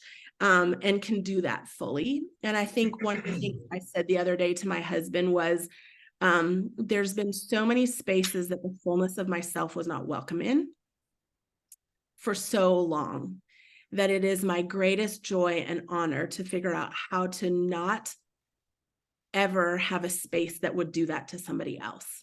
And so what I get to advocate for is how do we create spaces that allow the fullness of every young person in our country, in our world, to be welcomed in, so that they can find the wholeness of who Jesus is for them.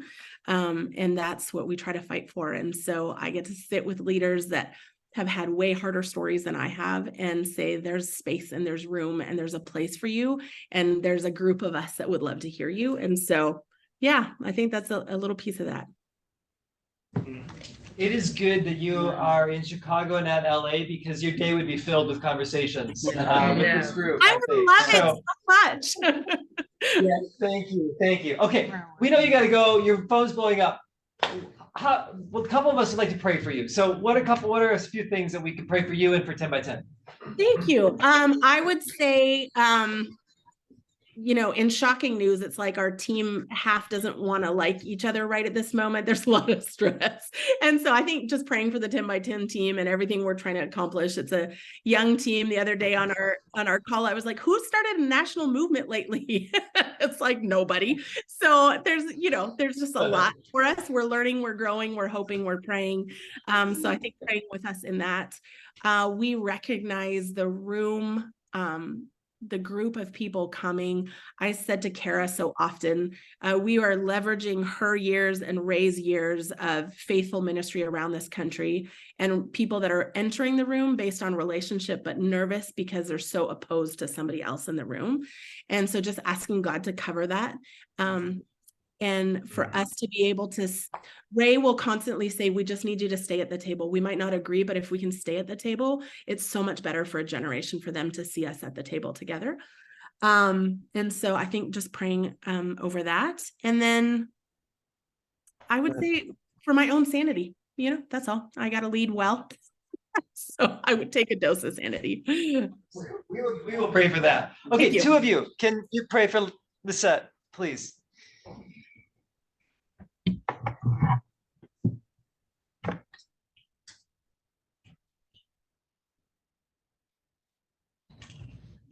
God, thank you for Lisette.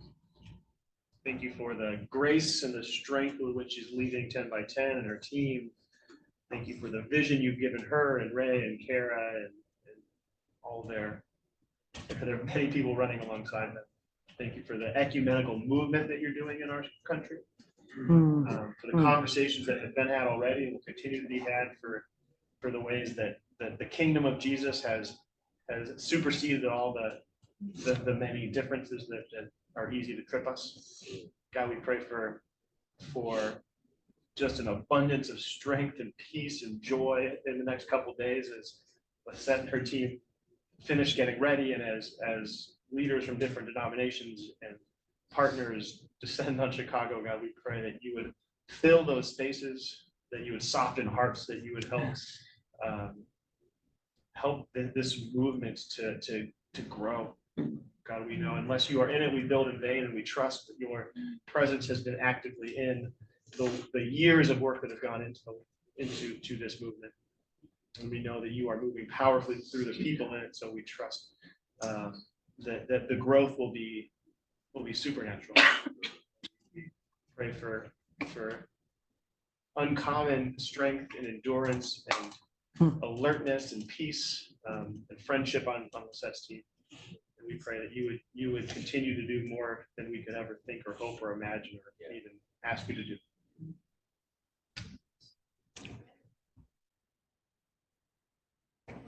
God, thank you for Lisette taking the time to be with us and just being so vulnerable and sharing honestly, and just the wisdom that she has given to us from her experiences, how we can go back into our context and engage our communities in healthy ways to build strong, vibrant communities that welcome people to follow Jesus and do it in a way that will encourage them to have a lifelong faith with all the questions and struggles that involves.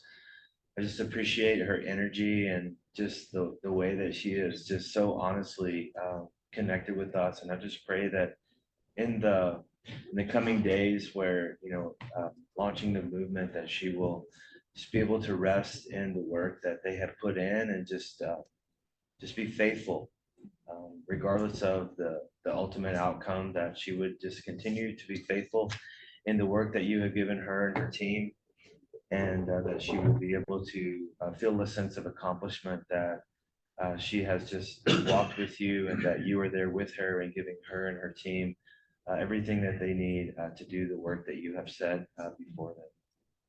But I just pray that you will bless their work and bless the things that they are doing to bring young people into a relationship with you. And I pray these things in your name. And I'm so grateful that Brian and Steve have prayed, but I think Lisette and 10 by 10 needs a sister to pray as well. Absolutely.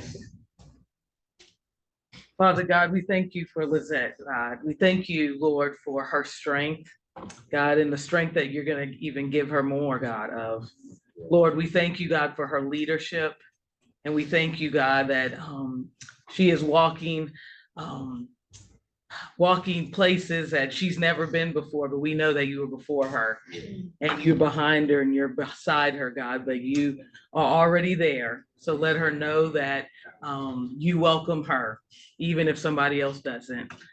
And so, God, we just pray, God, that her Holy Spirit will move mightily, will show love, will, God, break down walls and break ceilings, God, for your kingdom this week. We are excited about what's going to happen, and we thank you that her leadership is being shown, God. Continue to open up doors and opportunities for her voice to be heard. And we love you, God, for what you're doing. And we pray love will reside this week. We love you and thank you in the name of Jesus. Wait. Me too. Yes. God, thank you for Lisette, and all of the gifts you've just naturally endowed her with. God, her fiery spirit, her bold leadership, the emotions that you gave her for a reason. Thank you, God. We thank you for her leadership, just for women and for me, God, to just give us courage to use all the things you've given us to build your kingdom, and that we don't have to hide. We don't have to be less. We don't have to be something that we're not. We just have to step into the fullness of who you've made us to be. And it's beautiful and it's good. And God, you put Lisette at 10 by 10 because they needed exactly her.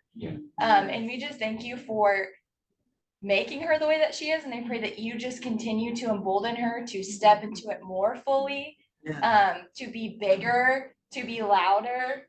And we just can't wait to see what kind of the kingdom she builds, because she had the courage to be herself. Yes. So we thank you for that, Lord. Amen. Amen. Woo, yeah. You've given us such a gift today. Words cannot describe. Thank you. You are a gift to 10 by 10. You're a gift to the world. Go get them. We're cheering for you. Thank you. Thank you, guys.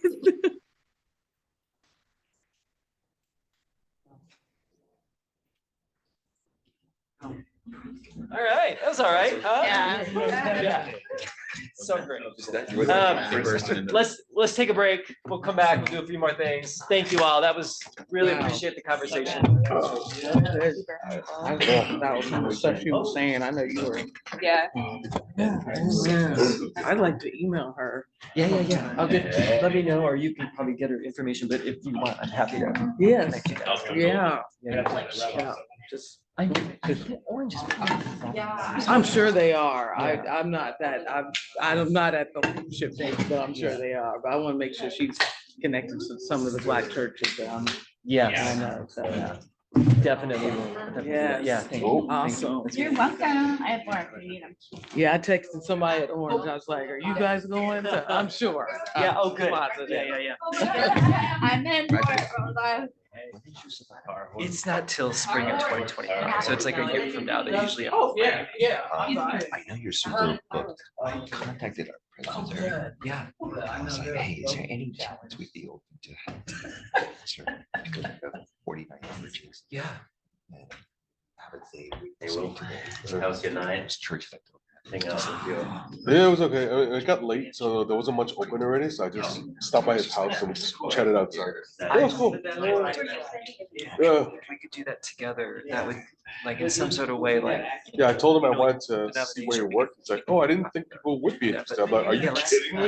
Yeah, I would. They were Oh, sorry. enthusiastic. Oh, okay. So I contacted the discipleship spiritual formation staff of our presbytery and our presbytery. They were both like, yes. Oh, wow. Okay, let's talk and we'll figure something out. Yeah, that'd be great. Jason, thank you. That's all so much. Are you going to the 10x10 launch show? You are? Who's going to 10x10? Oh, you are, Steve. That's right. Yeah. Hey, make sure you go and you introduce yourself to the set. I know her a bit from the, oh, we host a couple of the denominational gathering. Oh, okay, nice. So. That's so great. Yeah. Hey, man. Yeah, she's rock star. She was telling me that she's been Any- considering that. Wouldn't it be amazing? I've been bugging her, be like, you do now, come on. I haven't made any plans yet. She's told me, so I don't go. And earlier, like all this. this is so. Well, appreciate that. So I guess Saturday is the best time Yeah. to explore Okay. where you want to go. Yeah. Yeah, when you say close, it's like, you know, is it What do you feel like Yeah, so resonates with some of the stuff in your context? Okay. No, that's Yeah, all. they open Something that I've been in the weekends. thinking about actually for a while. Okay, I'll do that on Saturday. Monday, I maybe I can go. Yeah, just for the. I think the challenge. Yeah. is So sorry, I have a first scheduling. You're a pastor. Yeah. Even in the conversations I've had about that. Sounds good. Yeah. There's a huge language for it. Dave, when are you flying back? Okay. So you'll arrive in what is it, like 5 hours? Yeah. 4 hours? Only two. Oh, only two? Yeah, 2 and 10 minutes. Just go straight up north. Yes. That's it? Right. Oh, so I will arrive in Vancouver around 11 something. Next year, my wife and I are thinking about driving the family. We never went to Seattle together as a family. I've been there. So I think Vancouver, Seattle area would be beautiful. Yeah. Yeah. That is fantastic. Take some time to go to. Yeah. Yeah, it's like a huge paradigm shift. For the Yeah. Chinese food. Vancouver has good Chinese food. And you want Yeah, to which is why I love it. because your church is in town. No, I don't know anything Yeah. culturally about Senior Vancouver. leadership. Do they have a little Chinese? No, not little. Almost Yeah. I'm so ignorant. enter You know where they are, you're like the one youth pastor for like 5 churches or whatever. Cohort. Quarterly. In our community. So how does it compare to like San Francisco? China? Yeah. It's bigger? Sorry, I haven't been to. We used to have a network of Okay. children's, Yeah, once you. That makes sense. children's network. You have heard it? Most of the Someone else's church. Really? Yeah, getting them for their faith. And then they all we would retire. do What it could be is they. whatever.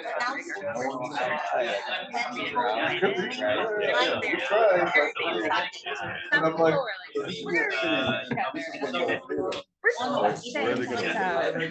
Yeah. Those like, oh, yeah.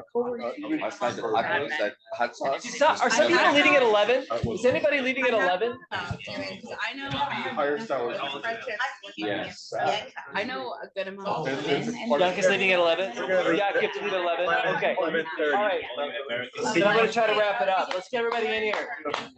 Come on. My girls Yeah. are in there. Yeah. Yeah. Yeah, this is my story. But that's. Right, okay. They're on an incredible. We're aiming to leave at Yeah. 11:30. Right, yeah. I don't know where you We have positions. Well, so I'm in South Bay and I know people kind of up the peninsula. And My people flight, have been low. it's like Really really well dry. known. Oh, yeah, you. Oh, yeah. I do have a couple friends from Yeah. the East Bay, but I can make it over that time. Right, like. Exactly. Yeah. Like, get on the bridge. We'll meet somewhere on the peninsula. and, you know. Yeah, so they get, then that, because of that church, they just want to guide. Jason, are you, Money is. We have nothing if not a million PCA? places. Like, we're. Yeah, yeah. I mean, pick a restaurant. Right. Okay. We asked to do Panera, there's one everywhere. Right. Well, I'm just like, okay, you, Matter of money. any women you feel like on your staff who need that, Man, I need that just you started know, sending messages to my team. Mhm. and say how much I love them. Yeah. But even we do the post. So good. Young, I think Yeah, it'd be yeah. interesting to follow 10 by 10 Yeah.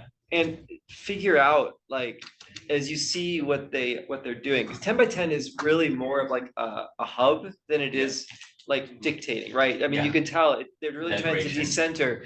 But it'd be interesting to think about, especially with your networks and especially your thinking, quite frankly. I actually think there might be ways to learn from them and connect with them and Yeah. think about what you might want to do in New Yeah. Zealand, right? Like, I mean, along with Sam and others, like, I actually think, Like the nationwide network. yeah. Like, I mean, Definitely. which is kind of cool to think about. Yeah. I mean, Yeah, definitely. I Yeah. want. in your spare time. Yeah, yeah, no, I mean, it's, it's great. I think this is the type of stuff that I feel passionate about in terms of kingdom-wide, church-wide stuff. You know, the church in New Zealand has been, and globally, has been so separated for so long. Yeah. You know, so it's time to Yeah. more collaboration. Yeah, collaboration is funny because, I mean, my impulse is sometimes it can feel like campaign. And campaign's not the same as collaboration. It's relationship based. Yeah. I mean, New Zealand's a village. Like, Yeah. it's so small that everybody does stuff. I And know. if you click with someone, like, it's so easy, it's just a phone call and it's done, it's going, you know, it's. Yeah. There's not layers of stuff there, so, yeah, I mean, it's so cool to know Sam and a few others. Yeah. There's some people doing some amazing stuff and just Yeah. bringing them together and. So, yeah, I'm very excited. Yeah, that's so great. Yeah, thank you. So good. So good. Well, once everybody gets back, we'll do a final, like, it sounds like a decent amount of us have to leave at 11, so I kind of want to end together rather than like trickle out. So, Bathroom is so far away. so we'll do that. Welcome back. Becca and I know Kristen Cole from Westmont, and she says, Oh, you know Kristen? I'm gonna Kristen and Aaron, yeah. You know both. Oh, yeah. Yeah. Yeah, of course. You guys both know. Yeah. They say hello. I'm- Kristen's been watching all of your reels. I So she texted us, she's like, you guys are at fun. I'm gonna, she's at Lily next week with me, so I'm gonna see them and they've been so gracious. I mean, it's been really fun to work with them. Yeah, like basically like anything they ask me to do, I'm like, yes. Yeah. I mean, we just trust each other, you know, and they're just quality people. Yeah, for sure. It's really, really great. Brian and Morgan. Oh, Brian's downstairs grabbing food real quick. Oh, Right okay. back. Sorry. Okay. Great. So that was all right. Anybody have any, or while we're sitting here, any thoughts, comments? Casey, I really appreciated your question at the end. Like, I mean, how do we activate what she's talking about? So, Yeah, it feels so real, like what they're. yeah. Like that, it almost feels more real than our context back home, where like you're here, like setting up chairs, like, Yeah. again. Yeah, I know, right? That's great. Okay, so what's 10 by 10's elevator pitch? Do you remember? What's their mantra? 10 million young people in 10 years. Yeah, that's like their slogan, but what did she kept Yeah. saying today? Relationship, discipleship. Jesus. Yeah, pretty much that, right? Did you notice how quickly you were able to remember it? And what are you gonna do? When someone's like, what's that 10 by 10? You're probably gonna remember that, right? That's kind of what I was talking about yesterday. Like if you can actually communicate what you're doing in that way, I think it can be really, really helpful. We don't have a lot of time. And so I have more than we have time for. So let me tell you what I'm gonna do. I wanted to talk with you about writing your papers and talk a little bit about academic writing. I'm not gonna do that because we're just gonna run out of time. That feels like a really weird way to end our time together. I will create some lecture videos for you and I will post them. Okay, so don't worry, I will talk about it. It just won't be here. Okay. I don't know what to do. Becca and others.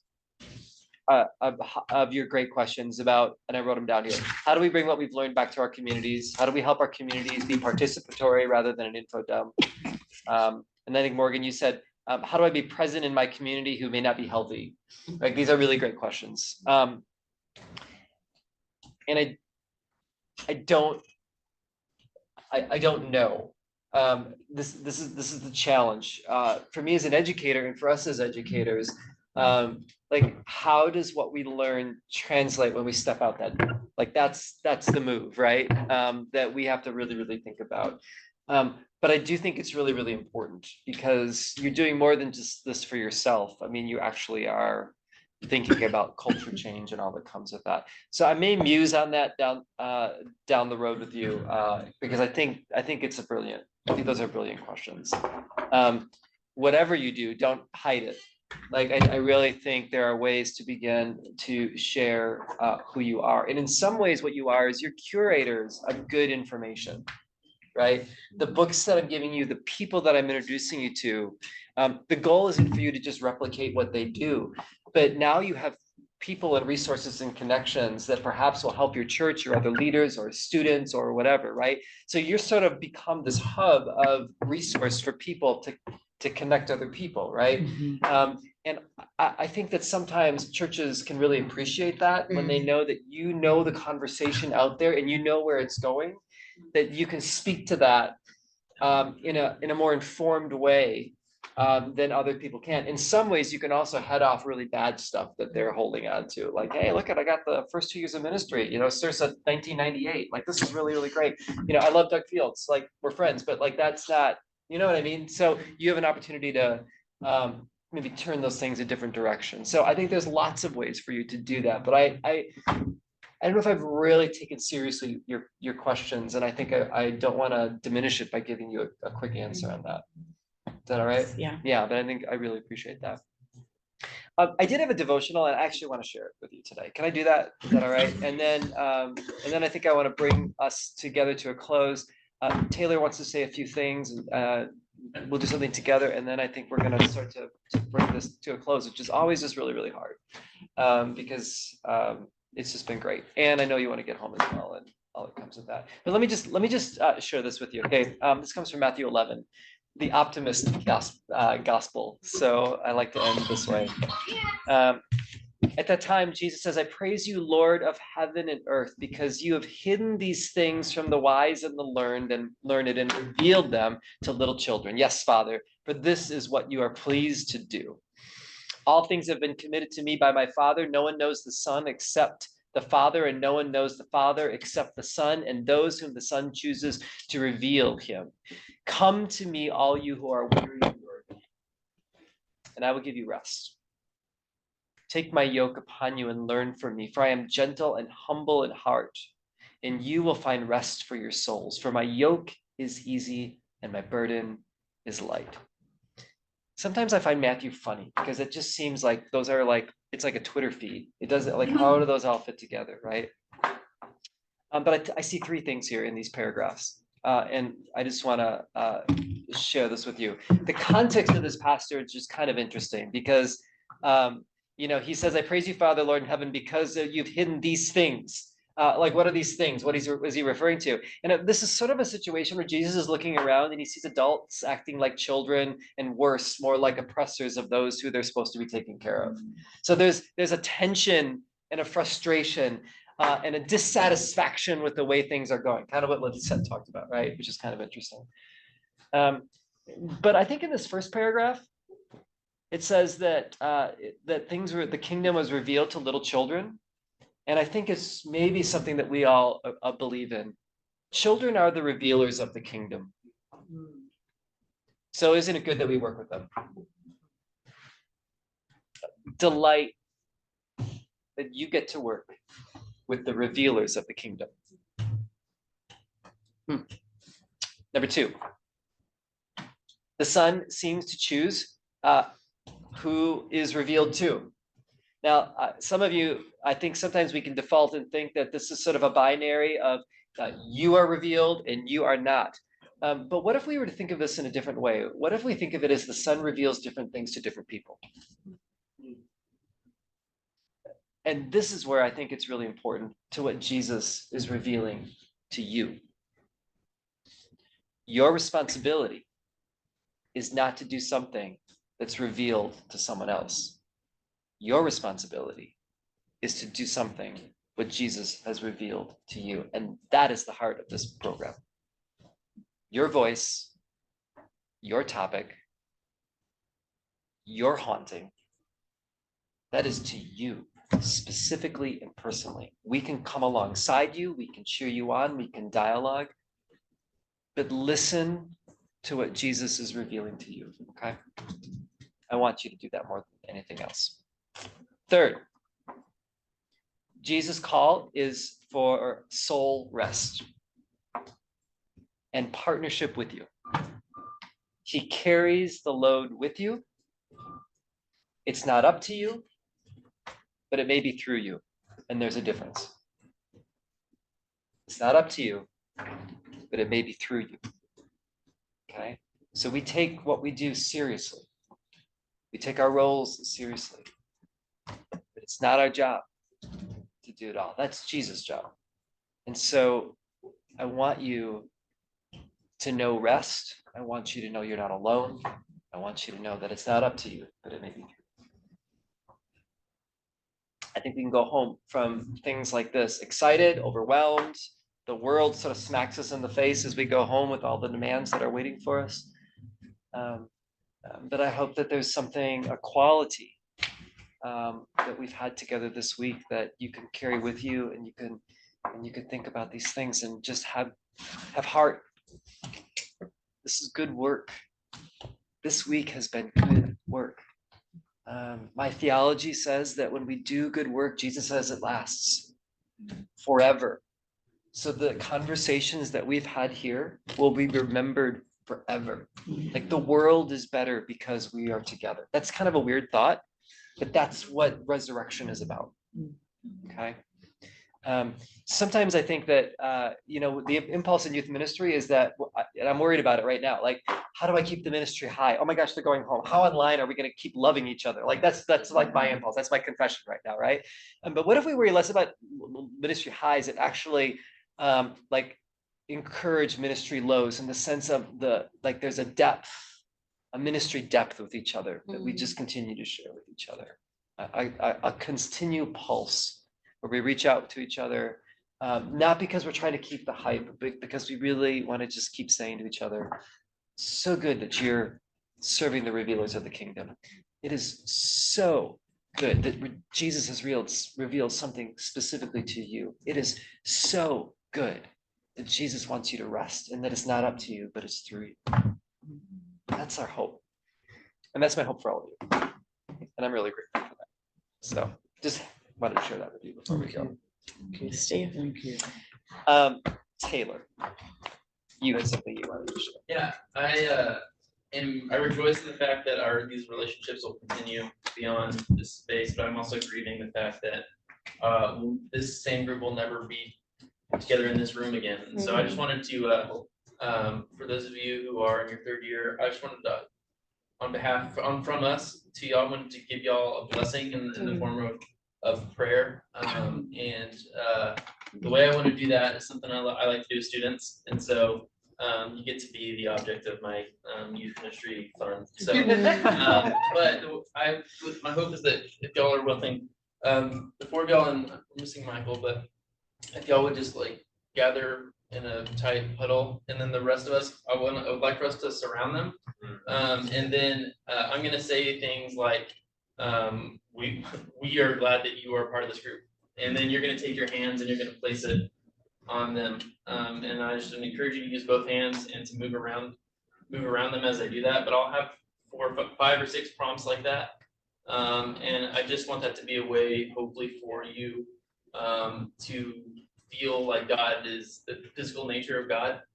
And we just like that to be a blessing for y'all. So I think that might be the best space out there to do that right here in front of our. Can we call on the table? That's what I wanted to hear you say. Yeah, that's right. Can we move these out? We can move. Yeah. Here we go. I'm gonna go into the mosh pit. Yeah, move one table. Oh, they're already moving out. Sorry. There you go. I know, right? Absolutely. That's the benefit of sitting in the front. We're like, There we go. Pull this one too.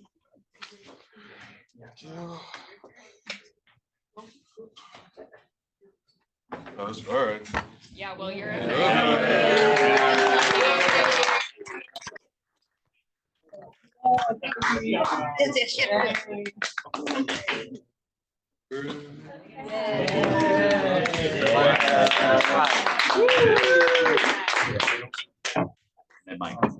I'll just, Yeah, I'll just, yeah.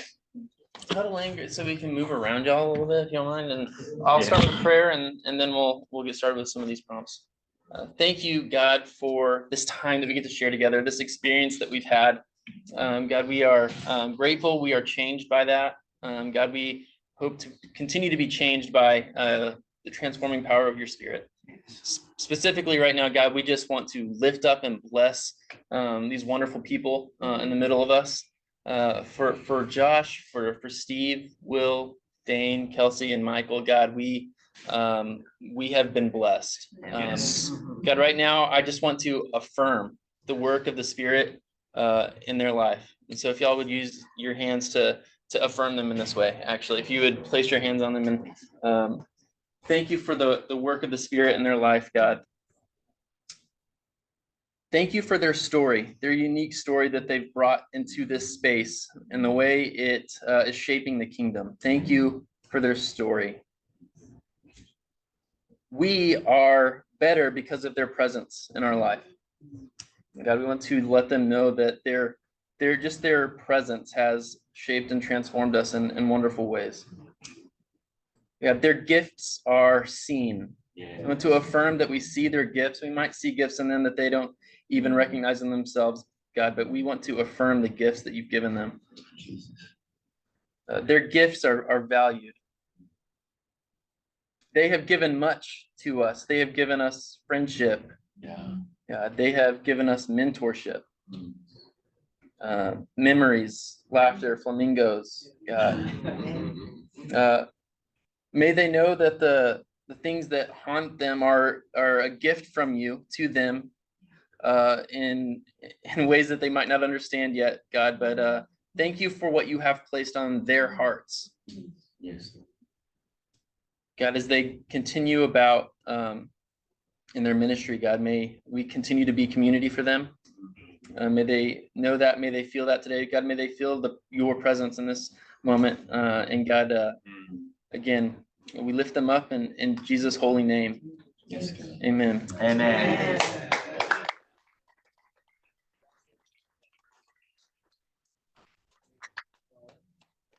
All right, well, can we grab a hand and we'll just do one final prayer together? Yeah.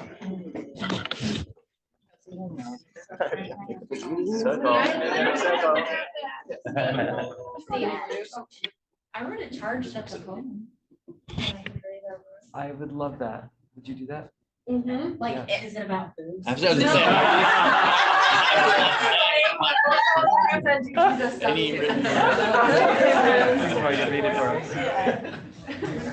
Wrote a pretty poem. No, well, I mean, just. I'm stressed out. I'm going, finding it. Sorry, guys. It's okay, we're snuggling. Take your Just time. like decorative cosmography poems. Okay. It's inspired by Psalm 103. You close your eyes. Have you heard of the magic meadow that abounds in love? All transgressions prance far from it, with no quick anger there to speak of. It harbors roses of redemption and forget-me-nots of forgiveness, honeysuckles of healing and jasmines of justice, violets of vindication and goldenrods of grace. It is a safe and sacred space. If you find this place and stay too long, you might find yourself singing along. Then if you don't leave soon, you'll turn into a bloom, joining the meadow's great pool. So dance and sing it loud. Bless the Lord, O my soul. The magic meadow is your newfound home. Amen. There we go. Grace and peace, everyone. It's been such a great week. All leaned in. This wouldn't have been a great week without the commitment and investment that you made in each other and this whole thing. It's not the leader that makes it happen. It's us together, and I honor you for that. Thank you. I feel so full. It's so good. So, Thank you, Steve.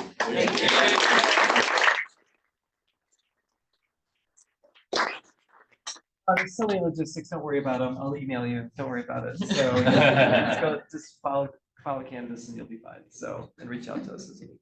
So, yeah. Okay, I think that's it. I don't know, Muriel. I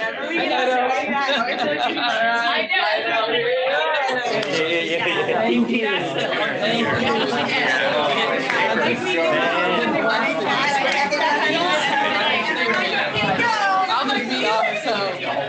You know, Karen Powell was the one that left me. I was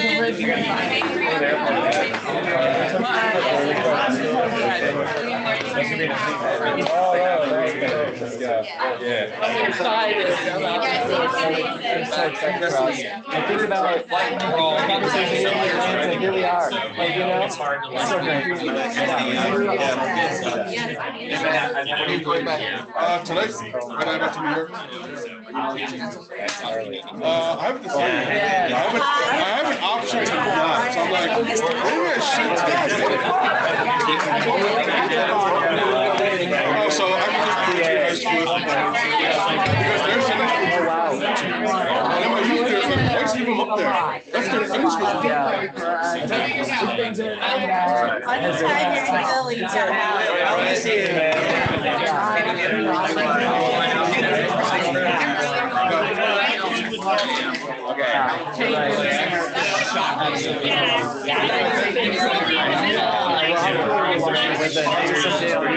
Talk about it.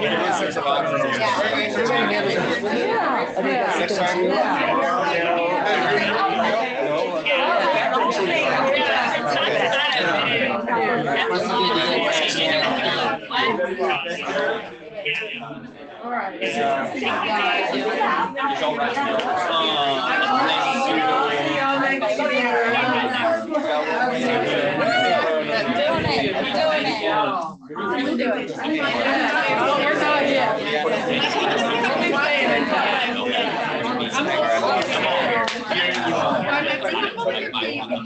Oh, yes, absolutely.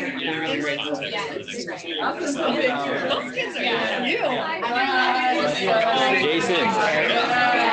Oh, nice.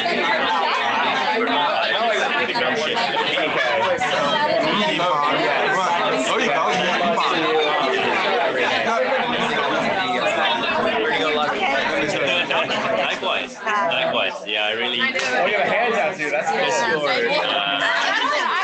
Oh, that'd be This is not your fault, like you got so many things. You're investing 25 years. I mean, like, as she said, that's a long line.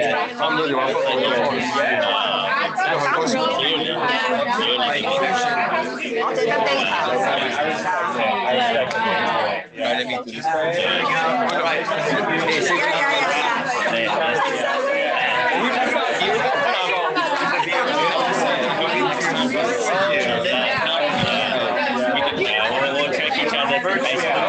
I think you'll be able to finish in a year. That would be Yes, writer, if I heard. Wisdom and insight. Honestly, I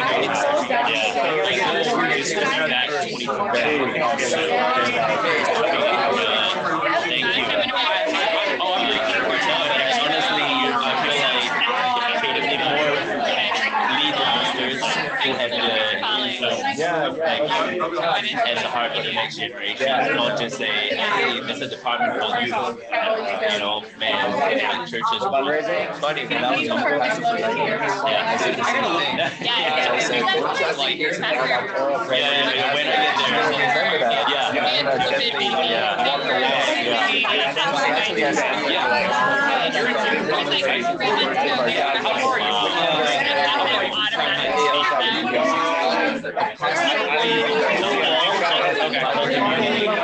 So I think that'll be a perfect message for we're an hour away, so that'll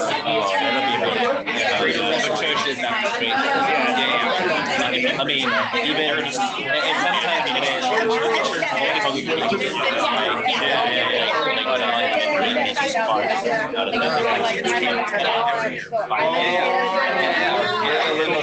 right there, man, you can go down to the park lot here. Oh my gosh, I need to hear that.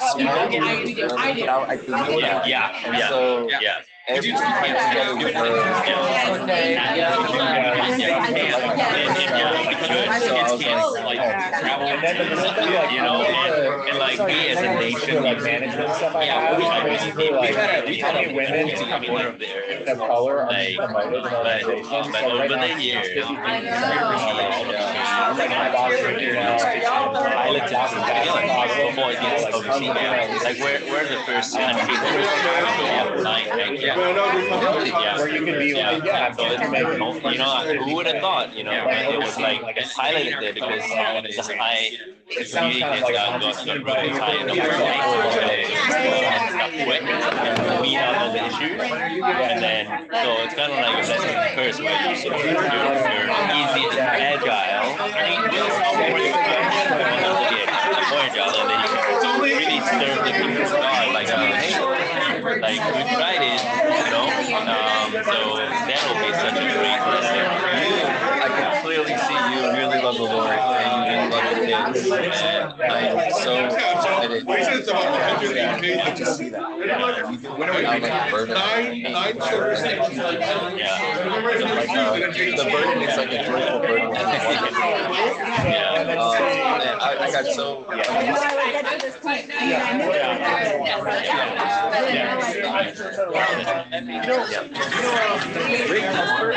Oh, I love Ray Comfort. He was the first person that played a big role just watching his videos. Yeah.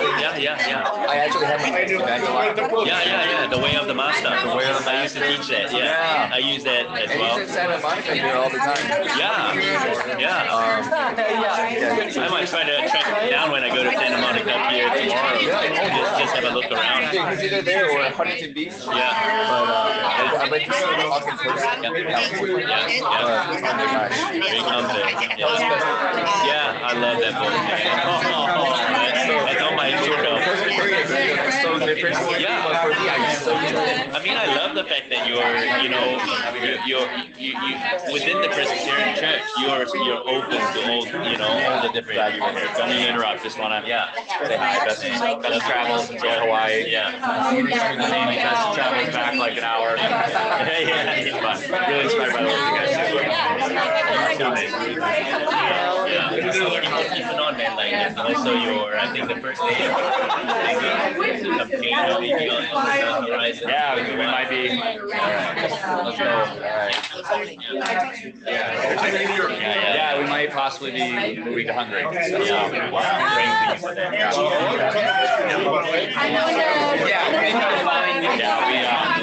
moved back to Michigan 9 months ago.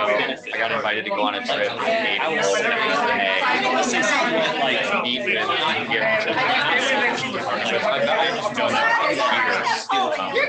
was part of the network that I'm a part of now. They go around international. I just want to say I'm there as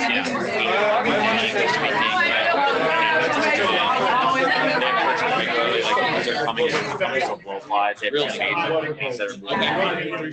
One for me. Yeah, we can split it.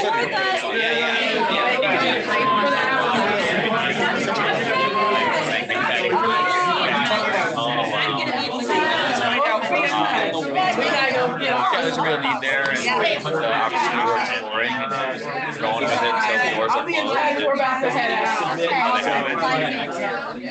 The senior pastor of our network was the one that kind of initiated the conversation, and he also initiated me moving back to Michigan.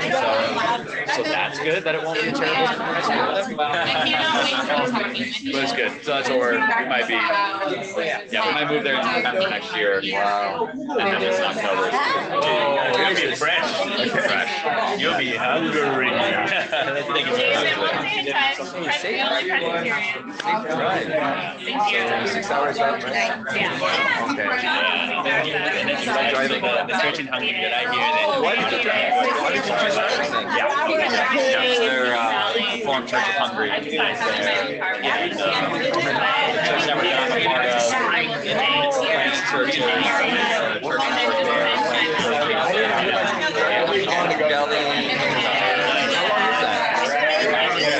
Okay. All right.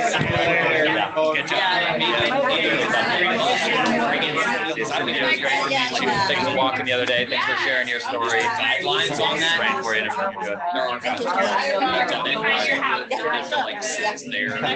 Well, I was talking to guys that might be moving to Hungary, so maybe we won't find a house. I have no idea. Crazy world. Yeah,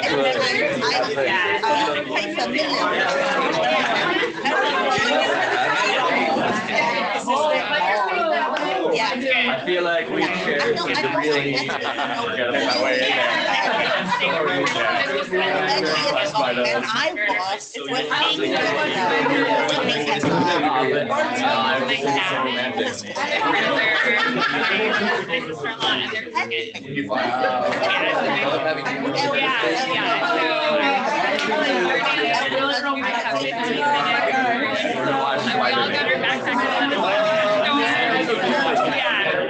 Those are great moments. Like Auntie Cynthia. Yeah, sweater and no flair. Oh, it was good. Yeah, now that I know what it's like. Safe travel back.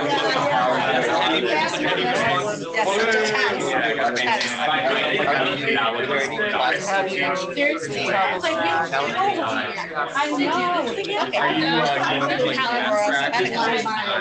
I literally booked tickets for like 8 years. I was like, all right, And I feel like a sixth grade is really elevated learning.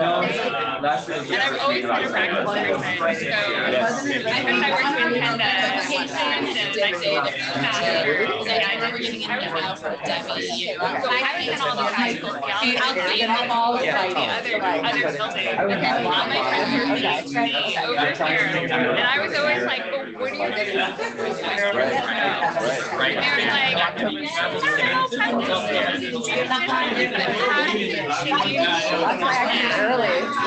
and so I remember that person like, every year it was a practical really big thing. Yeah, so I went to that. So maybe.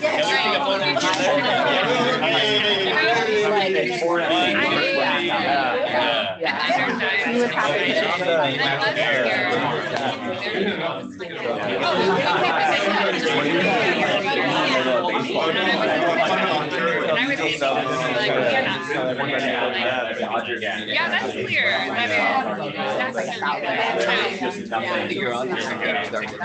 don't have any.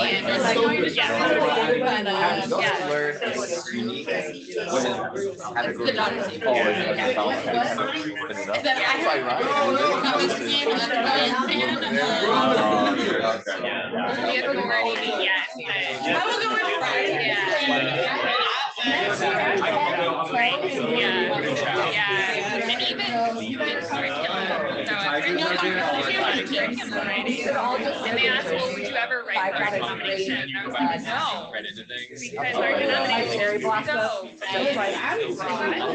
that me writing in California. Oh, I love the banana banana. Very wise. Okay, but the banana is like the Harlem around the base. And I was like, the method is like crushing it. Like they're like creating curriculum with Spark House, you know, like I feel like your students are not. Yeah. I don't kind of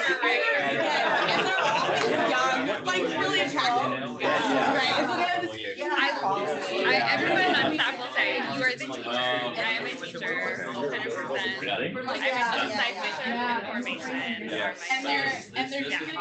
love classic. You would love like this version. This version. But also he was one of the things that helped it to stick with the students, more of the tangible. Having dinner, we did restaurant, and my mom was like, Angela was my natural. I was like, hey, I'm going to make friends. Oh my God.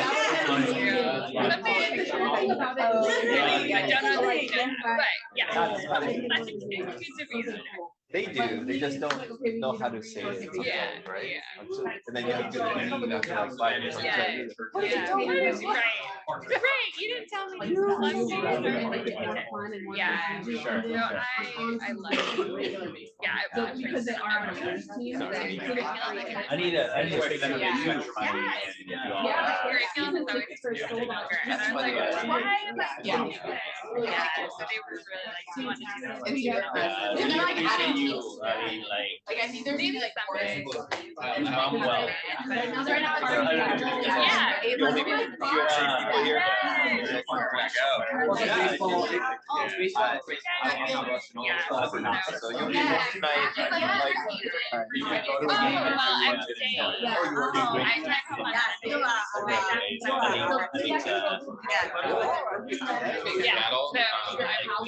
I'll be here tomorrow.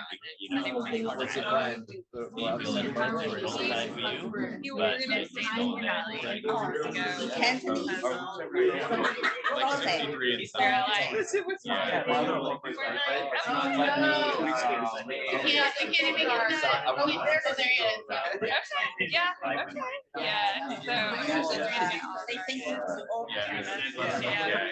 In the morning. You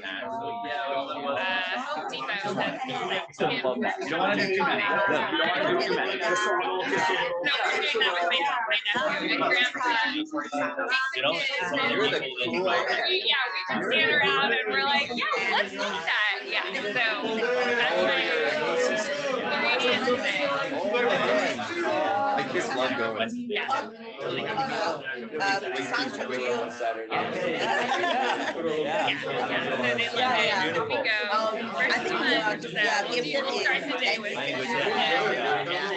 Besides Spanish, and what kind of any other language? Thank you.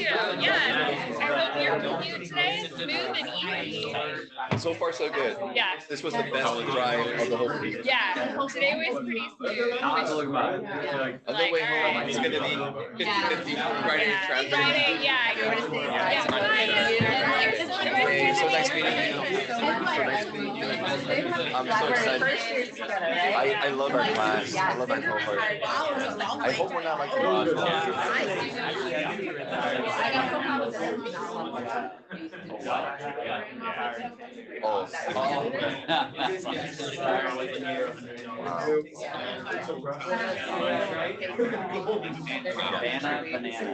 You look beautiful. I love when I do.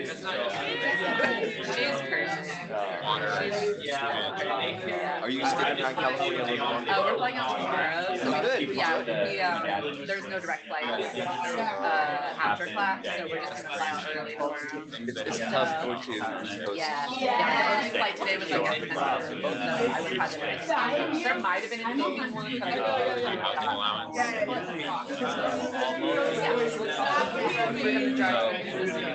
I've never been that.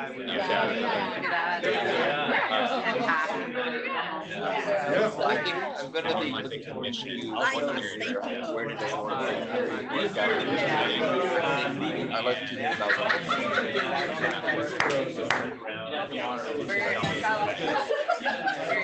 That one got back. These days, if you're not in transition, I think everyone something. I'm like, I started 5 years ago, and I'm like, 2, like,